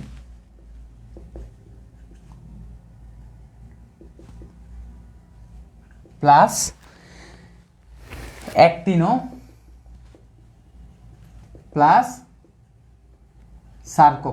এটাকেও ভেরি ভেরি ইম্পর্টেন্ট দাও, এটাকে এক্সট্রা মার্ক দাও। এই তিনটা থেকে একটা গ্রুপের কোশ্চেন হতে পারে, অর্থাৎ আমাদের ইউরোকর্ডাটা, ভার্টিব্রাটা, সেফালোকর্ডাটা এটা মিলে আসলে একটা কোশ্চেন হতে পারে, অথবা কন্ডিকথ্রিস, অ্যাক্টিনোপট্রিজি, সার্কোপট্রিজি, কারণ 3টা মাস 3 রকমের মাস নিয়ে কোশ্চেন হতে পারে। আর ভাগ্য খারাপ হলে রেপ্টেলিয়া থেকে ম্যামালিয়া, অর্থাৎ ভাগ্য যদি বেশি খারাপ হয় তাহলে রেপ্টেলিয়া থেকে ম্যামালিয়া থেকে কোশ্চেন আসতে পারে। রেপ্টেলিয়া যেমন উভচর আছে, তারপরে হচ্ছে তোমার সরীসৃপ আছে, অ্যাভিস মানে তোমার হচ্ছে পাখির যেটা, তারপরে হচ্ছে তোমার ম্যামালিয়া, 4টা। যদি ভাগ্য খারাপ থাকে তাহলে এখান থেকে কোশ্চেন আসবে। এই কোশ্চেনগুলো আবার তোমরা মনে রাখবা। সো এই জিনিসগুলো আসলে একটু কম করে দিলাম কেন, কারণ এগুলো তোমাদের অলরেডি হৃদয় ভাইয়া সাজেশন দিছে, তাই আমি এই দুটাকে একটু স্পেশালি বলে দিই যে আমার সাজেশনের চেয়েও ভালোভাবে ফলো করো। সেটা হচ্ছে এই দুটা হচ্ছে হৃদয় ভাইয়া, ঠিক আছে, হৃদয় ভাইয়া। তারপর আমি এগুলো দিলাম, আমারটা তো পড়বাই, সাথে হৃদয় ভাইয়ার সাজেশনটা একটু বেশি ভালো করে ফলো করো, কারণ উনি পুরোপুরিভাবে এই ক্লাসটা নিয়েছে। সো এই জিনিসটা তোমরা পড়বা। এখন তোমরা চাইলে রুই মাছ পড়তে পারো, রুই মাছের টপিক কম। তোমরা চাইলে জেনেটিক্স অধ্যায় পড়তে পারো, রক্ত, এই 3টা অধ্যায় খুব ভালো করে পড়ে যেতে পারো। যদি কারো শ্রেণীবিন্যাসে আসলে বেশি কঠিন হয়ে যায় তাহলে আসলে তোমাদের যদি মনে করো যে হ্যাঁ এই পরিপাক শোষণে একটু বেশি ঝামেলা হয়ে যায়, আসলে পরিপাক শোষণে না সবগুলো ইম্পর্টেন্ট, কোনটা থেকে কোনটা দিব। এই যেমন এই ইউরোকর্ডাটা, সেফালোকর্ডাটা, ভার্টিব্রাটা, এটা একটা মিলে গ্রুপ কোশ্চেন করবে, অথবা কন্ডিকথ্রিস, অ্যাক্টিনোপট্রিজি, সার্কোপট্রিজি, এটা মিলে একটা কোশ্চেন করবে, এটা বেশি ইম্পর্টেন্ট। তোমরা যদি একেবারে ফাঁকিবাজ স্টুডেন্ট হও, এই দুটো পর্ব পড়ে যাও, সাথে পর্ব 3-4 অর্থাৎ নেমাটোডা এবং নেমাটোডা এবং হচ্ছে প্লাটিহেলমিনথিস, এই দুটা পর্ব কিন্তু খুব কোশ্চেন আসলে তোমরা পড়ে যেতে পারো, ঠিক আছে। তোমরা এখন যেটা করবা সেটা হচ্ছে যে তোমরা তোমাদের অধ্যায় মতো চয়েস করো। মিনিমাম আমার কথা থাকবে 4টা অধ্যায় বা 3টা অধ্যায় সিলেক্ট করো, 2টা অধ্যায় কখনোই পড়ে যাবে না। এমসিকিউ এর জন্য আমার ড্রাগন বইয়ের পিডিএফটা ফলো করো, এবং সেই সাথে আমরা আবার লাস্টে আবার সেই কাঙ্ক্ষিত গান শেষ করতে চাই।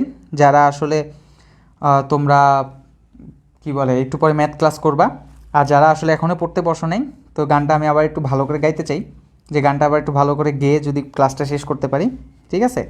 সো এখানে মনে রাখবা, বায়োলজি গড়াইয়া পড়তাছি এখন আমি ভুলতাছি, হাই রে জুলজি আমার বুকে আয়, বুকের ভেতর আছে হার্ট, তার ভিতরে রক্তের পার্ট, জিন তত্ত্ব এ আমায় পাগল বানাইছে, হাই রে বুকের ভেতর আছে হার্ট, তার ভিতরে রক্তের পার্ট, পরিপাক শোষণ আমায় পাগল বানাইছে। যাই হোক, এই গান যদি না গেতে চাও তাহলে এখনই পড়া শুরু করো। এই গানটা দিয়ে শেষ করতে চাই। ইনশাল্লাহ দেখা হবে কালকের ক্লাসে যদি বেঁচে থাকি। জিনতত্ত্বের একটা ফাটাফাটি ক্লাস নেওয়ার চেষ্টা করব। জিনতত্ত্বের ক্লাস নিলে দেখা যাবে যে জিনতত্ত্ব থেকে একটা না একটা সিকিউ তোমাদের ইনশাল্লাহ কমন পাইয়ে দিব। অনেকে বলছে শ্রেণীবিন্যাস রুইমাস জিনতত্ত্ব বলে কয়টা সৃজনশীল কমন পাবো? মিনিমাম 3-4টা কমন পাবাই। শ্রেণীবিন্যাস থেকে একটা কোশ্চেন, তারপর হচ্ছে জিনতত্ত্ব থেকে 1 বা 2-এর অধিক কোশ্চেন।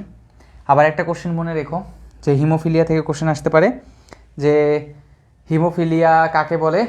হিমোফিলিয়া 2টা ওয়ার্ড মনে রাখবা, যার রক্ত মানে কাল অর্থাৎ রক্তক্ষরণকাল স্বাভাবিক কিন্তু রক্ততঞ্চনকাল অস্বাভাবিক, তাকে হিমোফিলিয়া বলে। আবারও বলতেছি, অর্থাৎ ক্লটিং টাইম এটা হচ্ছে অ্যাবনর্মাল কিন্তু ব্লিডিং টাইম হচ্ছে নর্মাল, অর্থাৎ রক্তপাত স্বাভাবিক কিন্তু রক্ততঞ্চন অস্বাভাবিক, তাদেরকে বলা হয় হিমোফিলিয়া। হিমোফিলিয়া 2 প্রকার, হিমোফিলিয়া এ, হিমোফিলিয়া বি, যেটাকে বলা হয়ে থাকে ক্রিসমাস হিমোফিলিয়া, এটা হচ্ছে ক্লাসিক হিমোফিলিয়া। অর্থাৎ হিমোফিলিয়া এ বা যেটা ফ্যাক্টর 8-এর অনুপস্থিতির কারণে হয় সেটাকে বলা হয় ক্লাসিক হিমোফিলিয়া। আর যেটা হিমোফিলিয়া মানে তোমার হচ্ছে ক্রিসমাস হিমোফিলিয়া বা হিমোফিলিয়া বি বলা হয়, বা যেটা ফ্যাক্টর 9-এর অনুপস্থিতির কারণে হয় ক্লটিং ফ্যাক্টর, তাকে বলা হয়ে থাকে ক্রিসমাস হিমোফিলিয়া। এই জিনিসগুলো কিন্তু আসলে তোমাদের কোশ্চেনগুলো মনে রাখতে হবে। এই জিনিসগুলো মনে রেখে ইনশাল্লাহ তোমরা পড়া শুরু করো। তো ইনশাল্লাহ ভালো থাকো, সুস্থ থাকো, সাজ্জাদ ভাই পাশে থাকো, বন্দি পাশার পাশে থাকো। দেখা হবে ইনশাল্লাহ নেক্সট ক্লাসে। আর ঠিকমতো পড়াশোনা করো, আর নইলে কিন্তু ওই গানগুলো সবাই গেতে হবে। সো গান না গেতে চাইলে অবশ্যই পড়তে হবে, এবং পড়ার মাধ্যমে দেখবে ইনশাল্লাহ বোটানির মতো জুলজিরও কমন চলে আসছে। তোমাদের যেই অধ্যায়গুলো ভালো লাগে সেই অধ্যায়গুলো পড়ো। মিনিমাম 3টা অধ্যায় তো অবশ্যই পড়ে যাবা, তাহলে এমসিকিউ সিকিউ দুটোই কমন পড়বে। সিকিউগুলো কমন পড়ার চেষ্টা হবে, সিকিউ কমন পড়বে কিন্তু এমসিকিউ এর জন্য আসলে 3টা অধ্যায় পড়াটা বোকামি। দাগানুবের পিডিএফটা আমি আবারও গ্রুপে সাবমিট করব। সেই পর্যন্ত আল্লাহ হাফেজ, আসসালামু আলাইকুম।